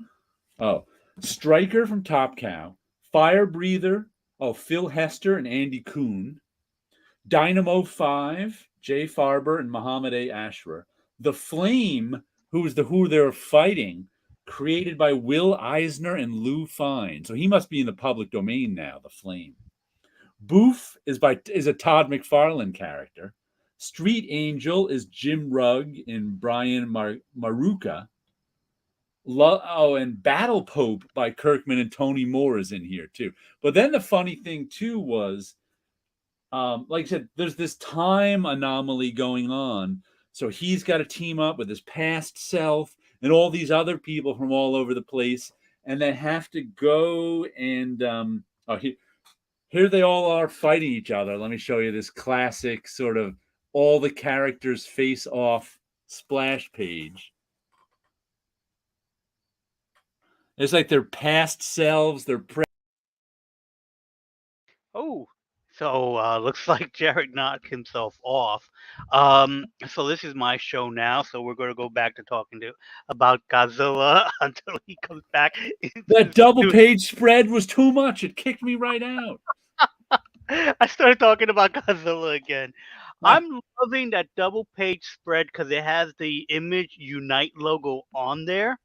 And that was a crossover event that Image had. The time traveling event is what was going on at Valiant because they had a time travel crossover event. Mm-hmm. And then the cover itself is the Deathmate event. That is brilliant. Especially if you're a longtime fan of comic books in general, the design wise, that whole book is so 90s. It's like I really should be picking that book up. And my that cover is absolute amazing. favorite part of the book that surprised the hell out of me. You remember the book I've been reading by Tom King and Elsa Charretier called Love Everlasting, that's about that woman who's trapped in a romance comic? Mm-hmm. Yes. Well, the time glitch they had to fix was her. She was trapped in a romance comic. She couldn't get out of the story. So her story was messing up all of time. So they had to go there and like get her out of the story so she could move on to the next one. And that fixed time. So I was like, whoa, where did she come? I was not expecting that. Was it to tie in? Because also it says in the back here, Love Everlasting is trademark and copyright Tom King and Elsa Charretier. And I was just like, whoa, that was the time anomaly. That book. So that really amused me too. Wow. That there is fun in comics. Right there is just, that's amazing. A fun book. It really was. Tim Seeley and Tony Fleece. I think who did it, right? Yeah, Tim Seeley, Tony Fleck, or Fleecs. I don't know if it's Fleece or Flex. And Tim Seeley. Colors, Filippo Sobrerio. Does not have a letterer accredited. So maybe Tim Seeley did the lettering. Who knows? Maybe. But good stuff.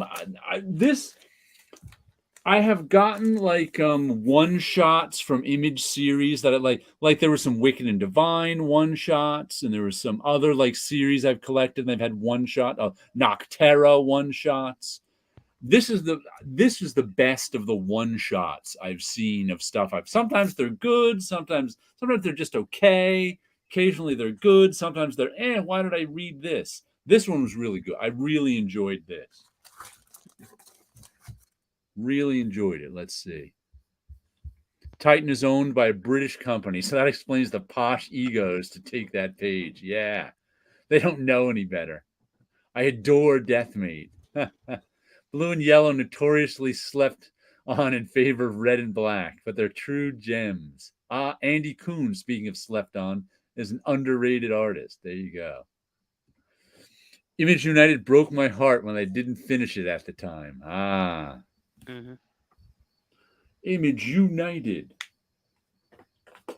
But yet, really enjoyed that Local Man. It was good That just stuff. I should have picked it up, but it was like, well, it'll still be at the comic book shop when I Yeah, go in yeah, there next it week. won't sell out. Yeah. Did you ever pick up that? I think they put out like a Treasury Edition sized version of that James Stokoe Godzilla. Have you ever seen? I've never seen it. I just No. remember hearing about it.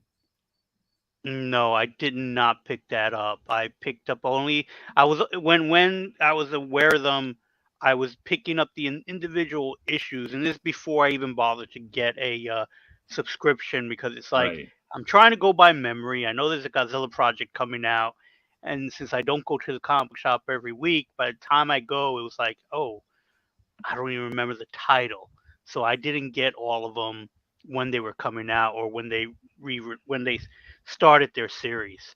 Yeah, I thought I ordered that Stokoe oversized one, but I must have thought about it and then not ordered it because I don't have it. Right. And I think it's out Mm. months ago. If Another it was new an thing, oversized book, I didn't see it. I didn't pick it up. yeah, it's treasuries. Another thing I got, speaking of oversized, this is the first thing by Distillery. Yeah, I saw they had so many covers Yeah, at I saw three covers. Midtown. At Midtown, it was like I didn't like that it's a big size and I think it's a $10 price It's tag a on there. $10 book. Mm, Well worth $10, I think, for this size, and I think it feels like a 60-page count. okay. But I figured this is that new creator-owned company, so I figured I'd give it a try. It's got all these people in the back, and it's an anthology, but I'm not sure what it is. Some of them seemed like anthology stories. Some of them seemed like sort of intro stories to something bigger they'll be working on, but I'm not sure. But no, at least none of them really seemed like ads. Like in that image anthology I got this year into last year, a lot of the story when something was like an intro story to a bigger story, it was almost like a 6-page ad for the story. And Okay. this was more like not like that. And there was some good stuff in it. There's good who is this? Some good Tula Lute artwork. I think she even did 2 stories. There was some good Elsa Charretier artwork. But like this story right here, I didn't like the artwork that much. Who is it? Shepherd by Mark Bernardini, art by Ariella Cristantina.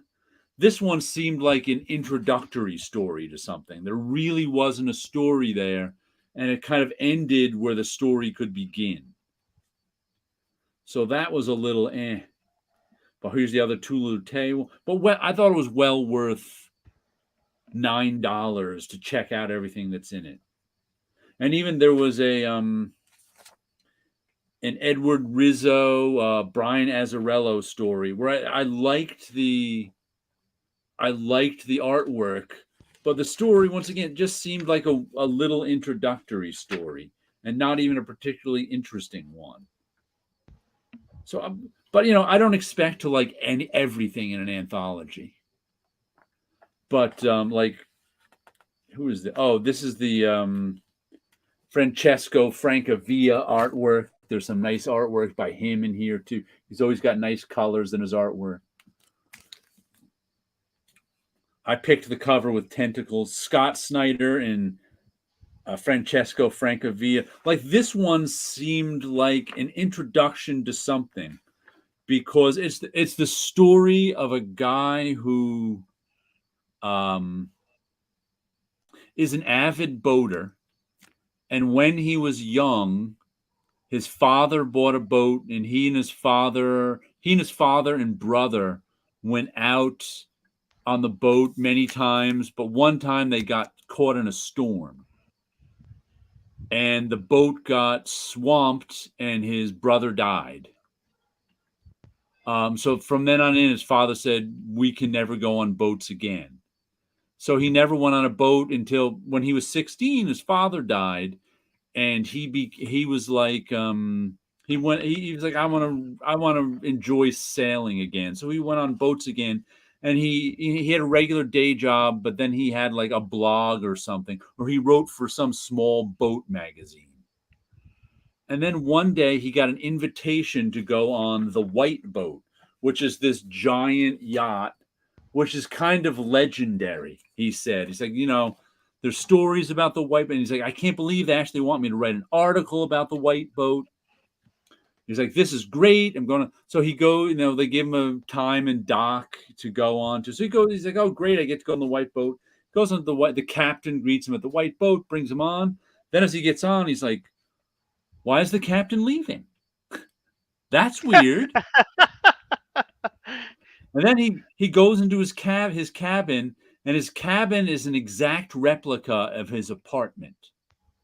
And he's like, hey, this is strange here. This is kind of weird. Then he starts looking around the boat, and it turns into a horror story. And he's like,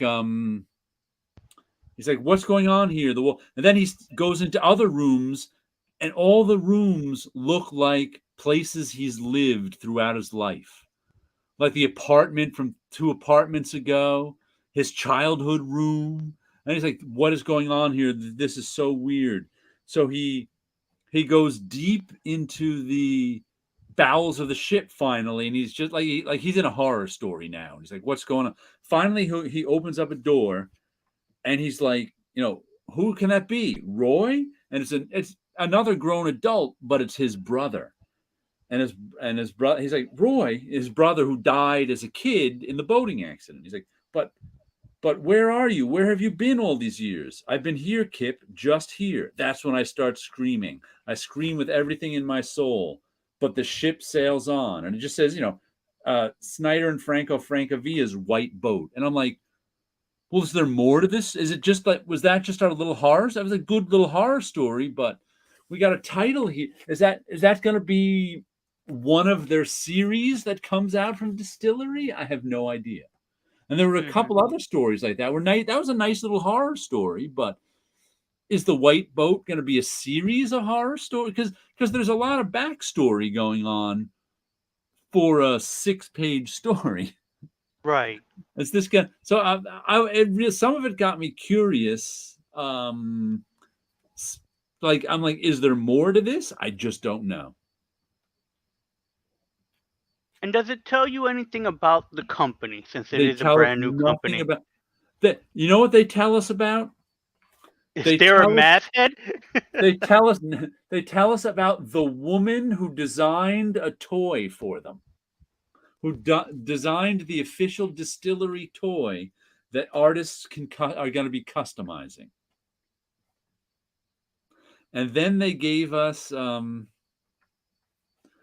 founding creators and friends. They gave us pictures.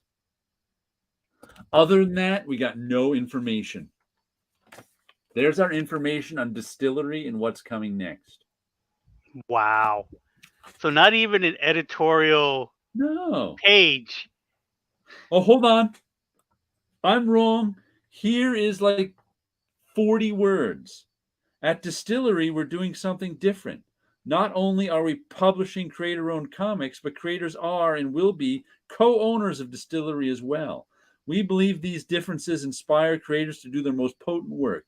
The book you have in your hand, The Devil's Cut, contains the collective first statement that the founding creators and their friends. You may want to sip these spirits slowly. They pack a punch. And then we get the credits. I don't know what that means. Though I did read it slowly. I often will read anthologies a couple stories at a time and put it down and go back later. And that's what I did with this one too. But these are what is it again? Their collective first statement. I don't know what their statement is. I'm confused about their statement. Are these stories they're going to be doing more of? Or are these just stories that stand on their own? I don't know. I enjoyed it, but I have no more insight in Distillery than I did before I read this. Mm-hmm. Well, except that was for a good Scott Snyder their and Franco. their cleverness in their wording for distillery and Devil's Cut. Those are both liquor stories. The Yeah. distillery is how you distill it, and the Devil's Cut is what they call when they lose volume to the alcohol from either evaporation or something like that. Right. Stokoe's Aliens book, Dead Orbit, is pretty good. Oh, okay. We'll look for Local Man and Love Everlasting. Thanks for the tip. Yeah, they're both good. They did a treasury. It looks like the James Stokoe Deluxe Edition Godzilla ships. Oh, 9. Maybe I did order it. I'm not even sure. I I remember just looked. I looked I it remember up, and they're like, thinking about ordering it. right, because they're reprinting. I don't know if they're reprinting more than just the 50th Century War, but I know at least I have the individual issues. Yeah, me So it's like too. I think they're reprinting it in just a bigger size, Yeah, I think and the it's 39.99, I think, or something to that effect. So it's like, all right, there's still time to order it.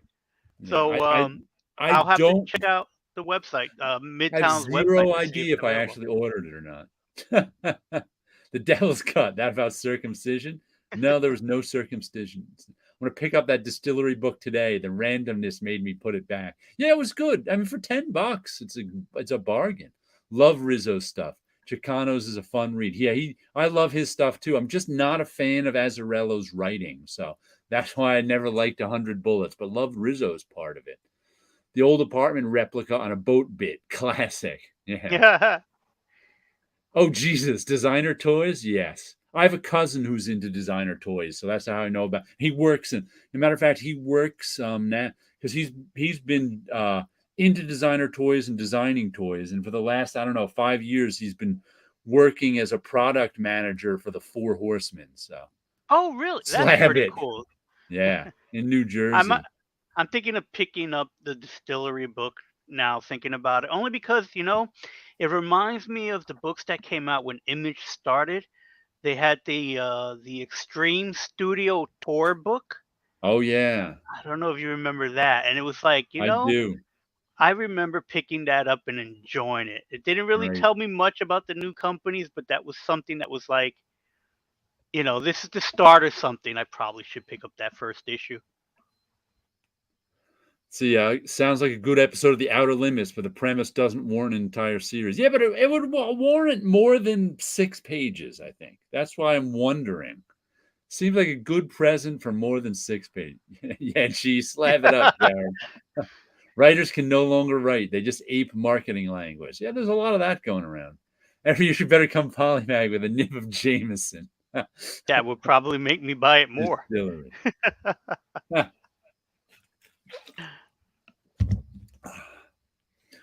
Let's see. Other Comic books. Crack messaged me via Twitter. What did he send me? View. I'm gonna look over here. Ah, the Godzilla Treasury Edition. Okay, he's already got it then. Comic Crack already has. If it's coming out on the 13th, he already has it. Like I said, maybe it's a new printing of it. I'm not sure. It's possible. Yeah. I am I'll not definitely sure. put that on my list, and I'll check to see if I can order it from Midtown. So another book I picked up is not only will we have a bunch of Godzilla books this week, but I've also picked up a bunch of the Spider-Man books that I had, because it's been about 3 weeks or so since I've been to the comic book shop, so I had some books there waiting for me. So we have Amazing Spider-Man number 31, or Legacy Edition 925. Ooh. So this is a special issue, Squarebound? square-bound wedding issue, $9.99. It opens up, and the splash page to it is a prelude. No, but at least it's a title. I mean, I don't like it, Uh-huh. but at least it's a title. It's not the masthead of all the people you don't care who work there. Exactly. So And I the big include issue. myself in the people you don't care who work there. I'm no different. So it's a really big issue.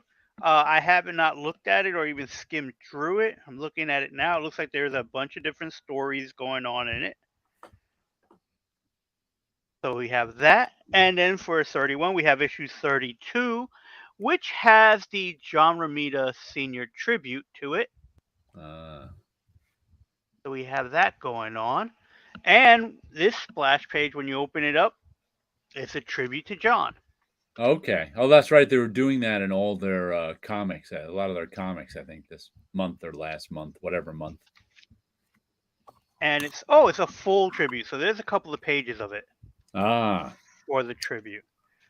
So I guess we're getting this and not necessarily a memorial. That's probably for that special. They probably put that one-page tribute in all the books. And for this one, they put a lot of pages.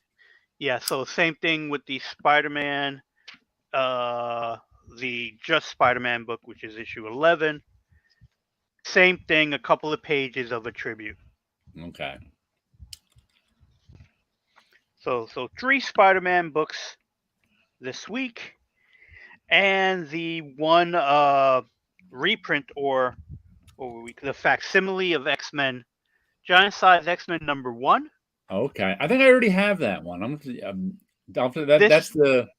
This might have been last.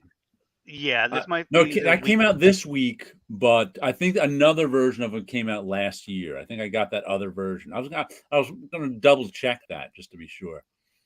Because I accidentally bought 2 copies of some facsimile editions because they're starting to reprint the facsimile editions. Mm-hmm. So I looked at this one, and then I looked at the Spider-Man 300, and I was like, well, I have the original Spider-Man 300.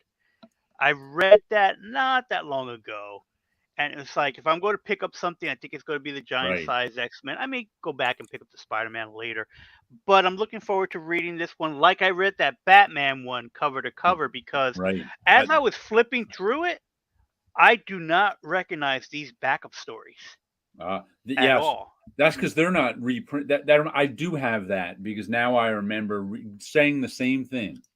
I do not recognize these backup stories. Backup stories of the original X-Men. I don't remember reading that before. Yeah. So it's like, all right, they're adding something new to these facsimile editions. Right. And the ones they don't get reprinted when they reprint Giant Size X-Men #1. Right. Well, they don't bother reprinting the backups that were in Giant Size X-Men #1. Okay. That's what it is.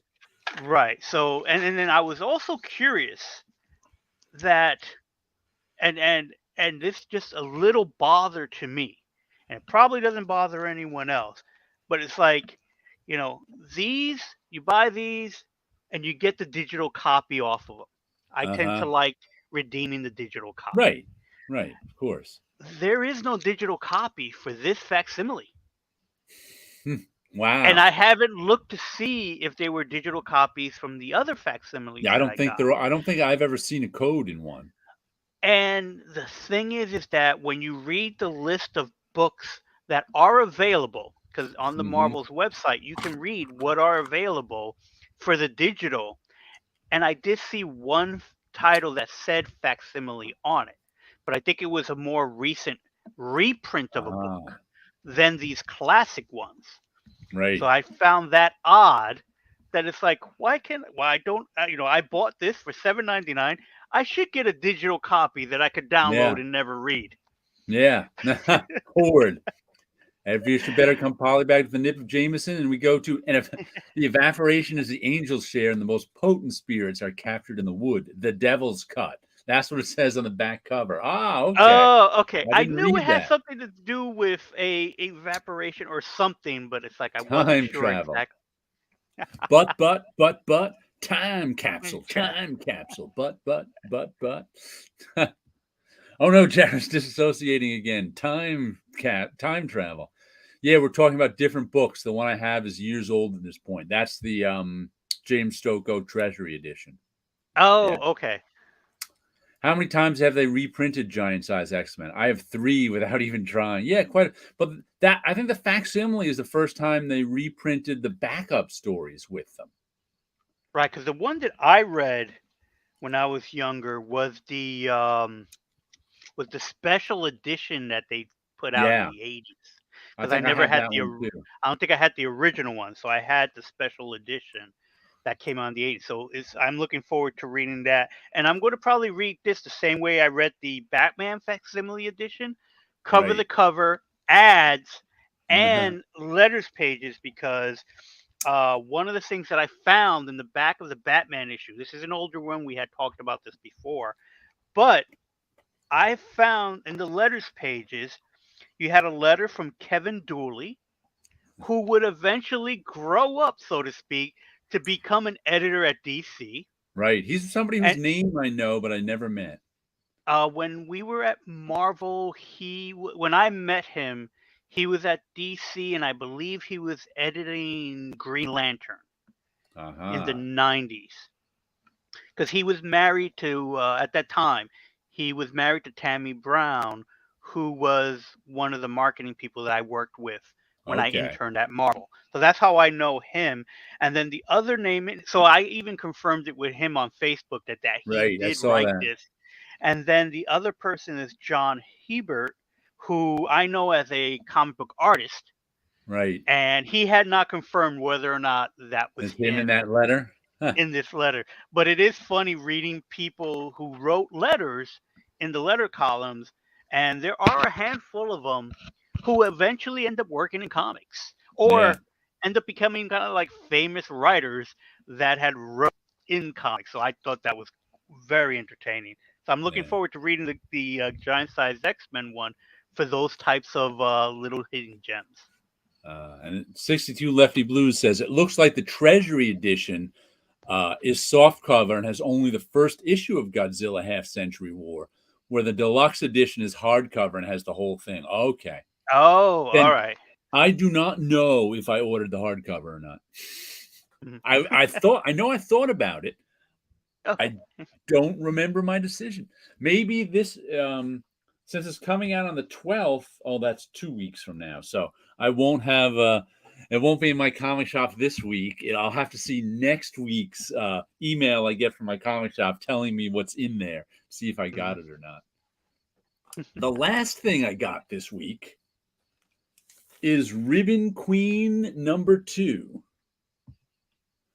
Um, by Garth Ennis and Jason Burrows.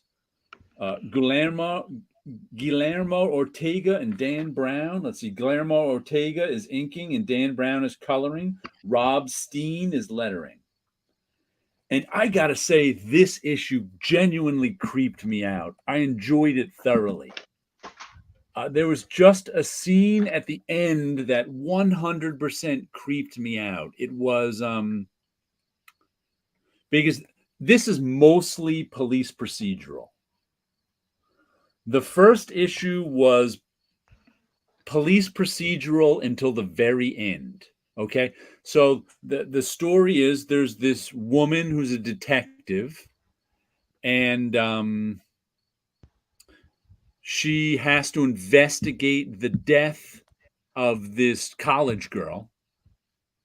Um, and as she investigates, it turns out a fellow police officer of hers is a person of interest in the case.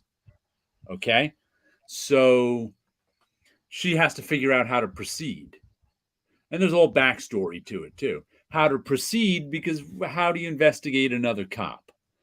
So she tells her captain this. Um, and then what happens is at one point during the story, like I said, this is all the police procedural stuff. She goes home, and in her apartment is this cop who's saying, "How dare you investigate me for this? You know, I didn't do this. I had nothing to do with this. You want to ruin your career by investigating me?" Da, da, da. And she's all like, "What the hell are you doing in my house? Get out of my house." Um, and so they have the confrontation. Eventually, he leaves. She gets herself all. Something happens in the meantime. This is like I said, all issue 1. She gets herself all worked up. Uh, and she's like, I got to go over to his house now and confront him to show him what it's like to be confronted at your own house by cop business. So she's going over to his house. Meanwhile, as she's walking to he's like in the Queens suburbs or something. He's got a regular house rather than she had an apartment in the city. So as she's walking to his house, she sees a woman in a hoodie who looks like the murder victim. And she's just like, what?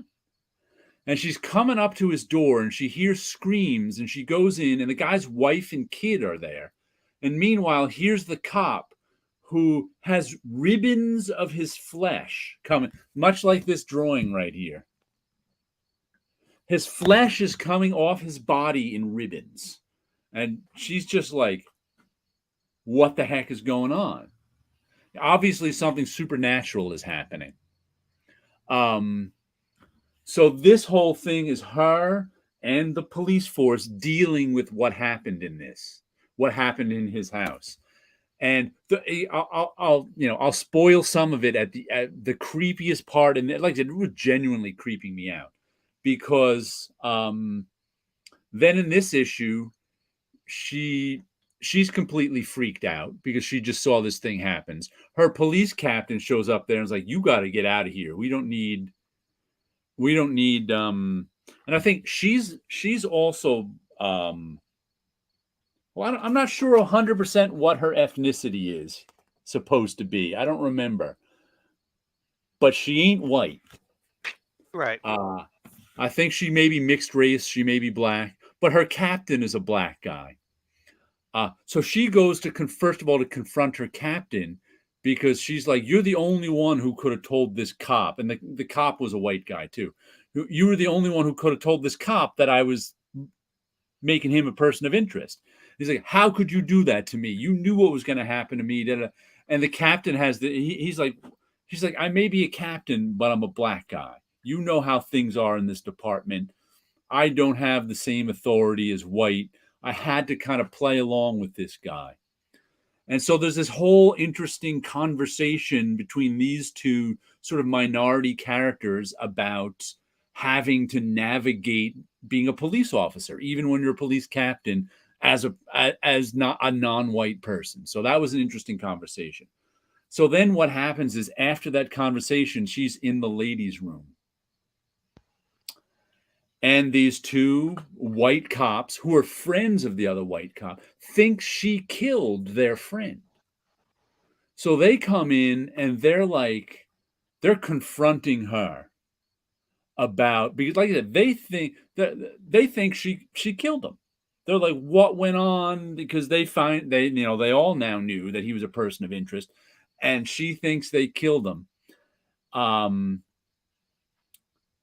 And so she ends up hitting the one guy who's confronting her, and he hits her back in the stomach, and she goes down. And the other cop is like, "What the hell are you doing hitting her?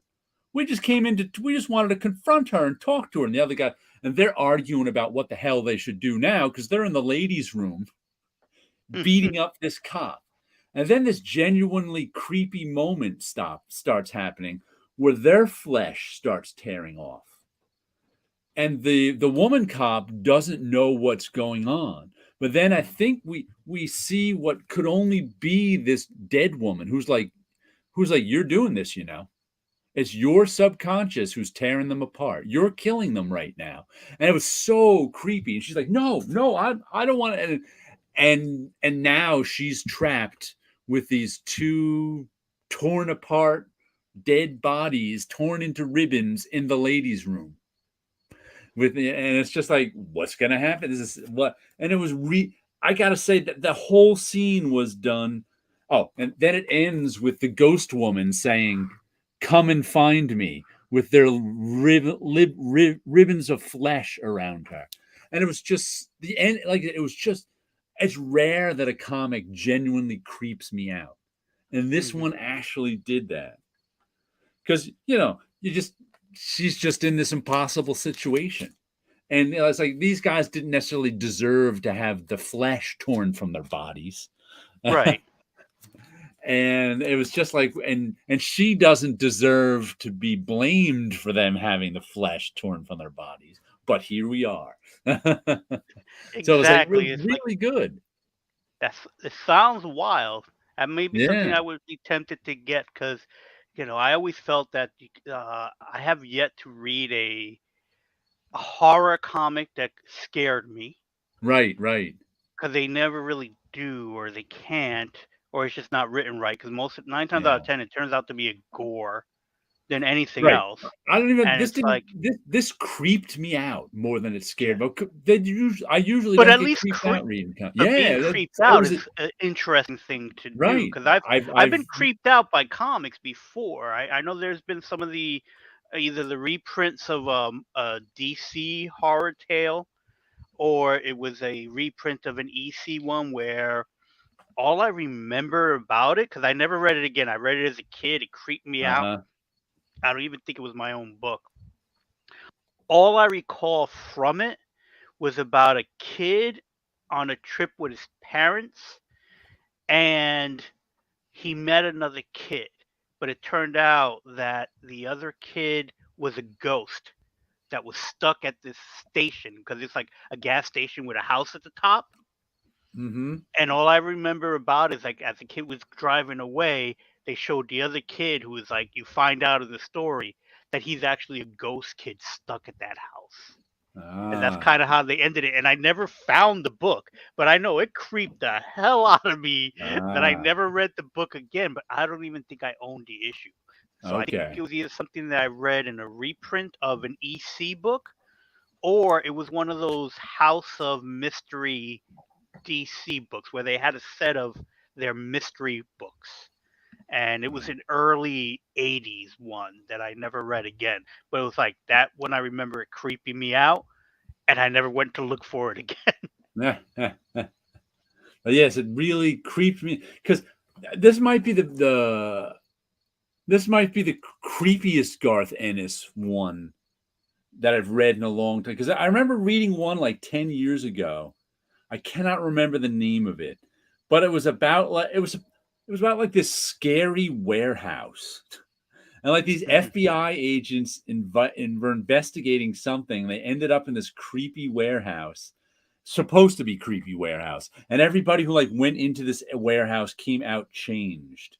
But it was just like so broad and mysterious that I found it tedious and just gave. I'm like, you have to actually give me something like the Jason Burrows drawings on here of like the flesh just kind of stripping off these guys is genuinely kind of creepy too. It's just like it's like whoa, especially since these are guys we were just getting to know for a couple of pages. Right. You know, ooh, they weren't doing anything good, but ooh, gruesome. How do you investigate another cop? Well, in real life, just give them paid leave. Yeah. Next week, Godzilla stream. Ah. Okay. See you all next week. I'll catch you later, Comic Crack. Take care, Comic Craft. Oh, anyone following World Tree 33 from James Tinian, similar to Ribbon Queen in tone? I have not been following that one. I haven't Uh, seen that one. I've seen it. I think I may have looked up. First of all, I didn't like the title. I remember that annoyed. I don't like pun titles. They put me off. I mean, I've bought pun titles before. Mhm. I think I might not have liked the art when I just glanced at that one, but I remember looking at the first issue and deciding not to get it. I could have just had too many comics that week.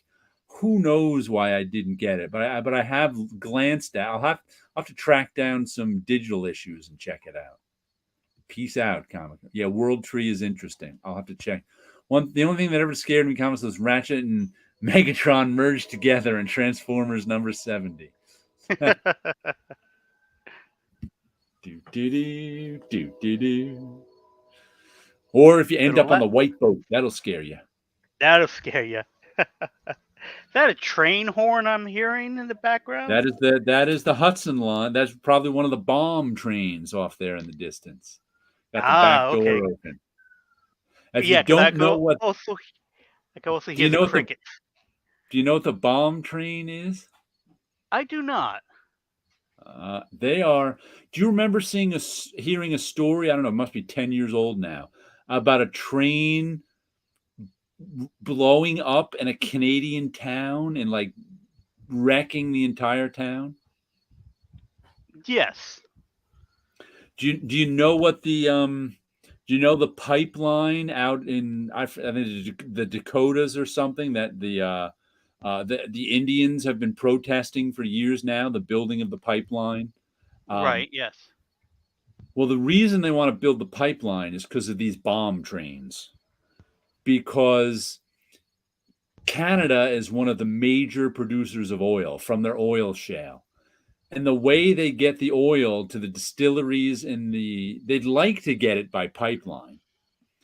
But the way they get it is they put all the oil on trains and then run. Matter of fact, that there was just the train that derailed like last year in Pennsylvania, was it? And wrecked a whole town. Didn't blow up, but it wrecked a whole town. Yes. They call them bomb trains because it's got 50, 100 tanker cars full of oil on them. And they run right down the Hudson. Hmm. They go right through my town. I don't know. I don't even know where they end. But the line goes right down to New York City. So if one of these bomb trains goes off New York City, it's going to kill a lot of people. Right. The only thing that scared him was that and variant covers. I'm finding Tinny in a better read and trade paperback. Highly explosive cargo. Yeah, bomb trains, petrol. Ohio. Yeah, was it Ohio that train spilled all the oil in? It might have been And it was a Ohio. TikToker who brought that into the news. It's like the news Right. wasn't even covering it till a TikToker was covering it. Hmm. It was crazy. Dang. So the last bit of comics that I have that I picked up and haven't read is Superman Annual 2023. The Uh-huh. annuals don't have issue numbers anymore, so it's just The year? the year, I'm guessing, because that's the only thing that's on it. So it's part of the Dawn of DC books. So it's the annual. And then for the regular Superman title, or Superman Night Terrors #2, this is the event that's going on at DC at the moment where everyone's having bad dreams. Mm-hmm. And that's it for the new books that I got. The rest of the stuff that I have in this pile are the freebies. So the DC Connects, Uh-huh. and then the Marvel catalog. And this week I even picked up a previews catalog because I Ooh. was I was able to pick it up in the store just as it came out. Usually by the Ah. time I see previews, it's either a month old already or at like that the last week of it. So I'm happy to say I got a new copy of previews. I haven't gone through it yet, but I'm looking forward to seeing what's there because I'm really curious because the fact that the book is pretty big and thick, but there's a lot of companies that are no longer with Diamond. I know. Image Image just left them. just left them for I think Random House. Right. So that it's to me, I'm finding it very interesting to see what's going to happen because, like, I don't know if Distillery is going through Diamond No or idea. not, but I'm fascinated by the fact that here's a book that's an anthology book, and if it is in previews, again, I'm fascinated by that because after being in comics for 20, 30 years now, actually, I think next year I'll be working full Wow. time in comics for 30 years. And watching things that Diamond would say and talk about, and one of the biggest things that they used to say was that we don't want, um, we don't want those types of books. We don't want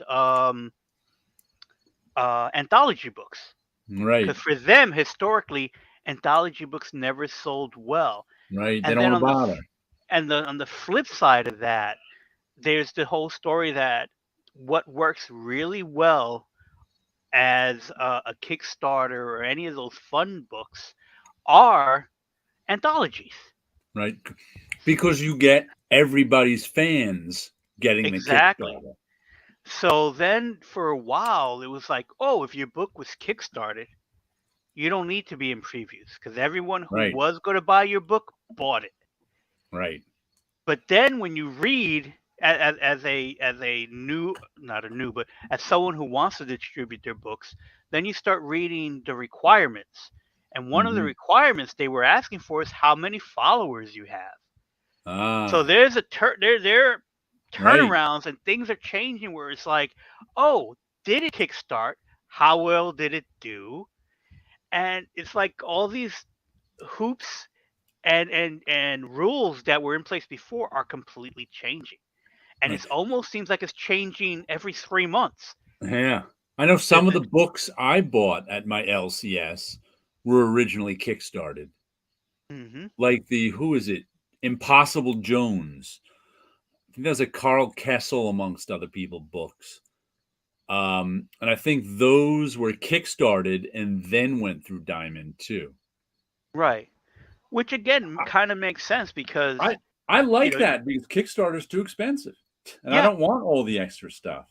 hmm So it's like to me, it's like I like the idea of Kickstarter for those people who like all that extra stuff, that being in there at the beginning, Right, and then and then for everybody else putting it through Diamond.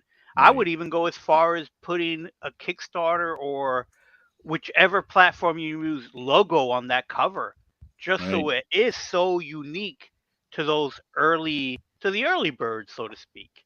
Because to me, it's Whatnot like, Whatnot just changed their comic book publishing name.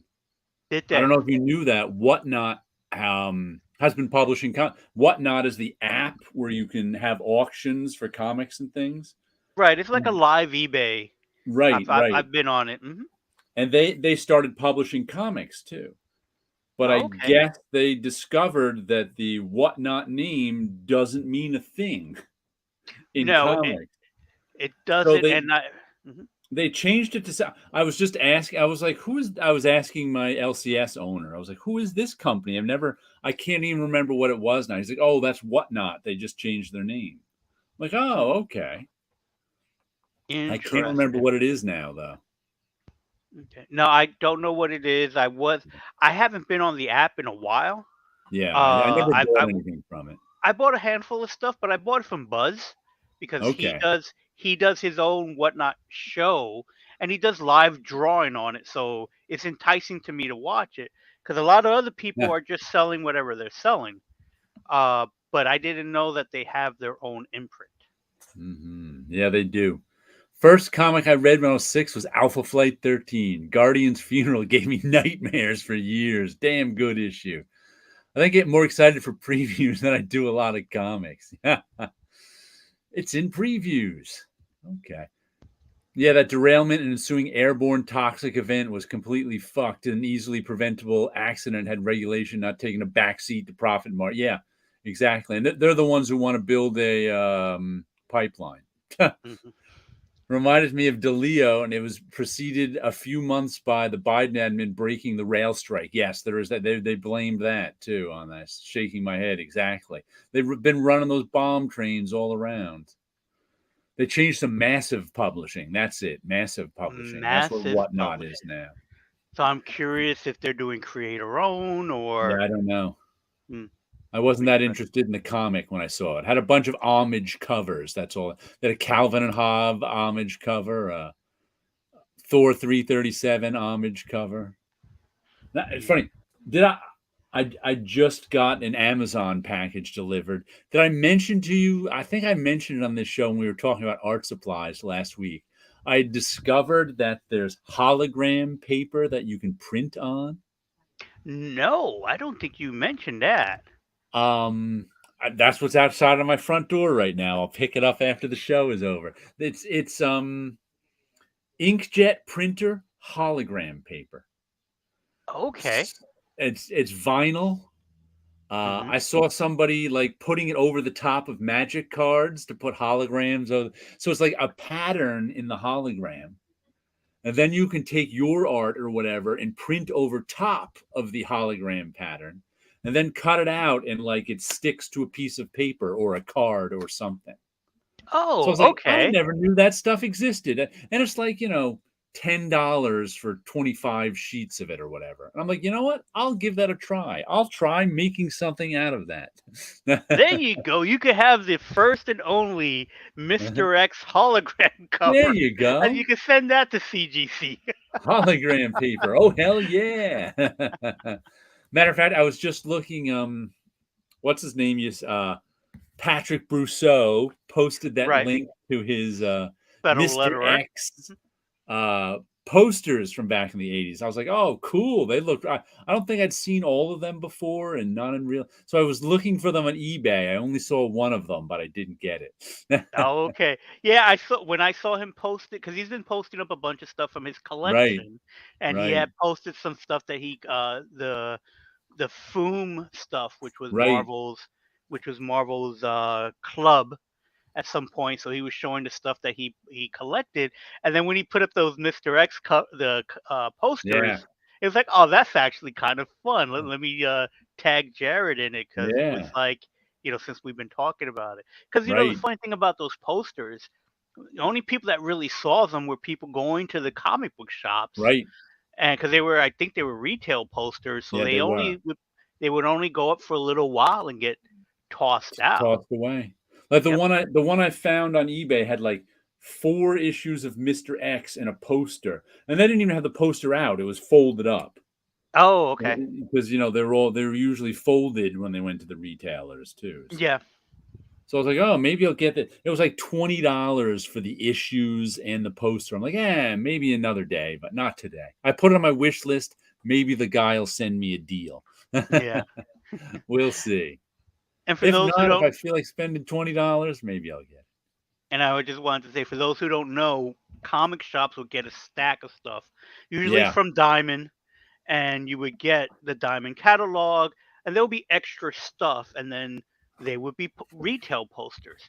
And I used to collect them when we were working at Marvel because we would get those same type of packages where you get to see stuff, and we would just pull out the posters and end up keeping those because they were pretty cool.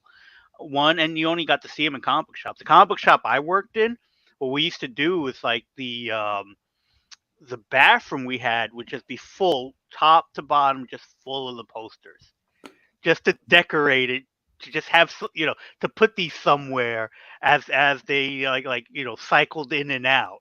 They would end up eventually in the bathrooms. Matter of fact, right, Marvel has some of them out recently. Because I went into my comic shop and they had a stack of like 50 posters, and they were Really? for like 10 different Marvel books. Huh. And Okay. I took a couple. I'm gonna have to dig them out just so I can show you. And I was just noticing at the comic shop this week, they still have a stack of 20 of them. I'm like, I'm gonna take a few more home just for the heck of it.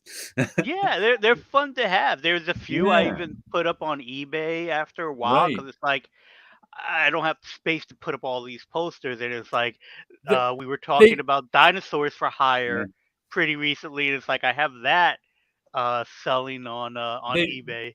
they become interesting 10 years later. I Yeah, actually wrote a blog once about, you know, SUNY Purchase was my art school, my college that I went to. And the architecture there, especially then, it's changed since then, they've added more to it, was all brick. It's what they now call brutalist architecture. It was like the last bastion of modernist architecture in the late 60s was this campus. It was just like brick everywhere. Straight, all the buildings were these huge buildings with all straight lines in brick. And I took some pictures around campus. Um, and God, all the pictures were boring because they're just pictures of these brick buildings. So they're in my photo collection. I scanned them all in when I scanned all my. They're all taken in like 1986 to 1988. Um, and I scanned them all in the early 2000s when I scanned in all my photos. And then at some point, there became a SUNY Purchase group on Facebook. Like, I don't know, 2010, whatever. So I was like, and I remember writing a blog about it. I was like, at what point will these boring photos become interesting? I was like, I think that point is 20 years. Hmm. Because now when I look, because now there are photos that the place is all changed. So they're photos of a place that doesn't really exist anymore. And so I posted them all on my Facebook, the purchase, and everybody loved them. And I'm like, see that boring photos of places can get interesting in 20 years when those places are gone. So I think that's I Yeah, think that's the same with these Marvel posters too. I 20 years completely later, they can be interesting. I completely agree because I am fascinated by the various comic book history pages that are on Facebook. I Right, ignore the Stan versus Jack conversations, but right, I'm fascinated by every time they post photos of either the right. warehouse, because that was a more recent one, of showing some of the warehouse where the art may have ended up. Uh-huh. They're posters of like comic book dinners where they're Right, practically black tie affairs, right. and they're all guys. They're That all that older white one there's guys. one big photo of, like, DC in the '40s Yeah, where everybody's at, like, tables at some Christmas event or something that I'm like it's almost like the photo from the Shining The movie, it Shining. Yeah, reminds me of, right? very much so. Where it's like you look at it, and People then have there been are other folders that they other photos that they break apart and they show you like, oh, this was what kind of the bullpen before the right, bullpen, and I'm fascinated by those pictures as well because we never until modern Marvel, and by modern I mean the 80s, we never really got to see what the offices look like, or they'll right, be illustrated like in the back of Foom. There will be a Marie Severin type cartoon drawing of the Marvel offices, but it wasn't really the Marvel offices right. in that sense. So it's like I'm always fascinated by seeing the old photos of Marvel Right. or any comic book. Do you have a copy in your collection? Because I don't. Of that '70s DC Treasury book about the production of comics. It's like The No, Amazing World of DC Comics, I think is the name of it. The Amazing World of DC Comic. I don't It's like think I. it's like their Treasury whatever they call their Treasury editions, number 19 or 21 or 20, and it shows you exactly how it gives you the printing plant, the coloring process, all that. And I've always meant to get a copy. And recently I was looking at them on eBay. They go for about $30 a copy on eBay. So I haven't gotten one yet. But I was like, how What is this not in my collection? How have I never gotten this? what I have, and I don't know if I opened it, or I think I did open it, but I haven't gone through it yet. Let me Hmm. just grab it off the bookshelf. Uh, the closest thing that I have to it is called the DC Vault. Uh-huh. It's a museum in the book. Oh yes, I know that one. That one So that so this is the that one they closest thing actually I sell had. at museums.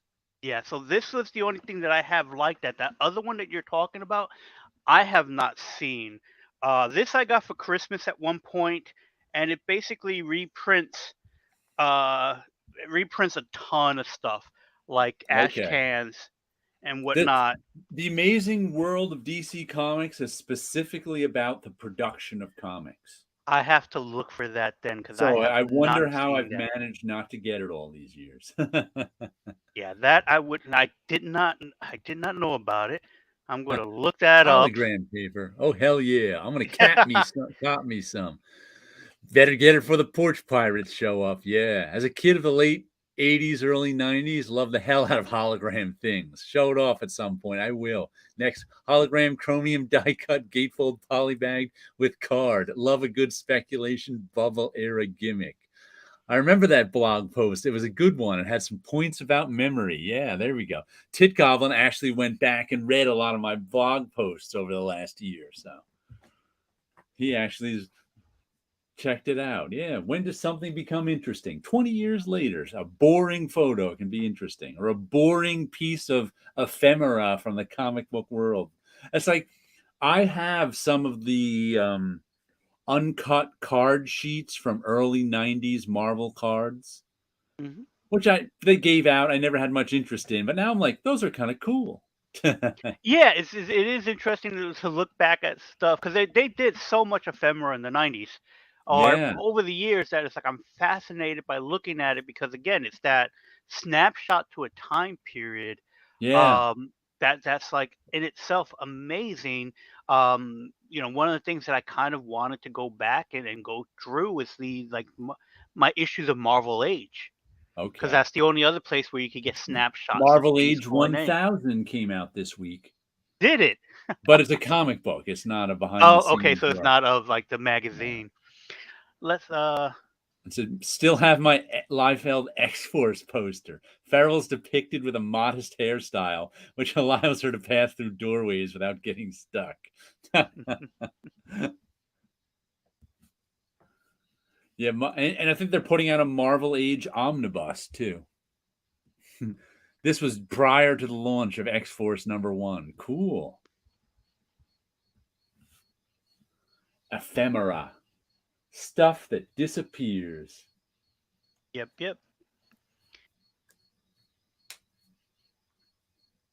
Let me get that Poof, into the night. title once again for the DC book. Uh, The Amazing World of DC Comics, I think it is.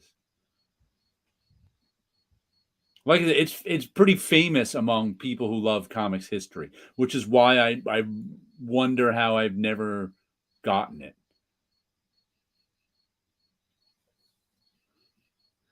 Because, like I said, that's the one where everybody goes back to when they want to see how comics were made in the 70s.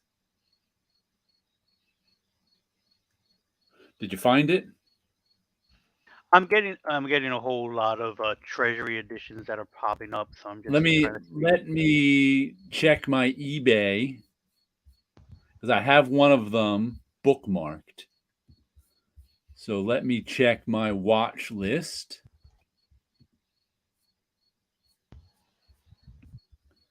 Amazing World of DC Comics #10. That's it.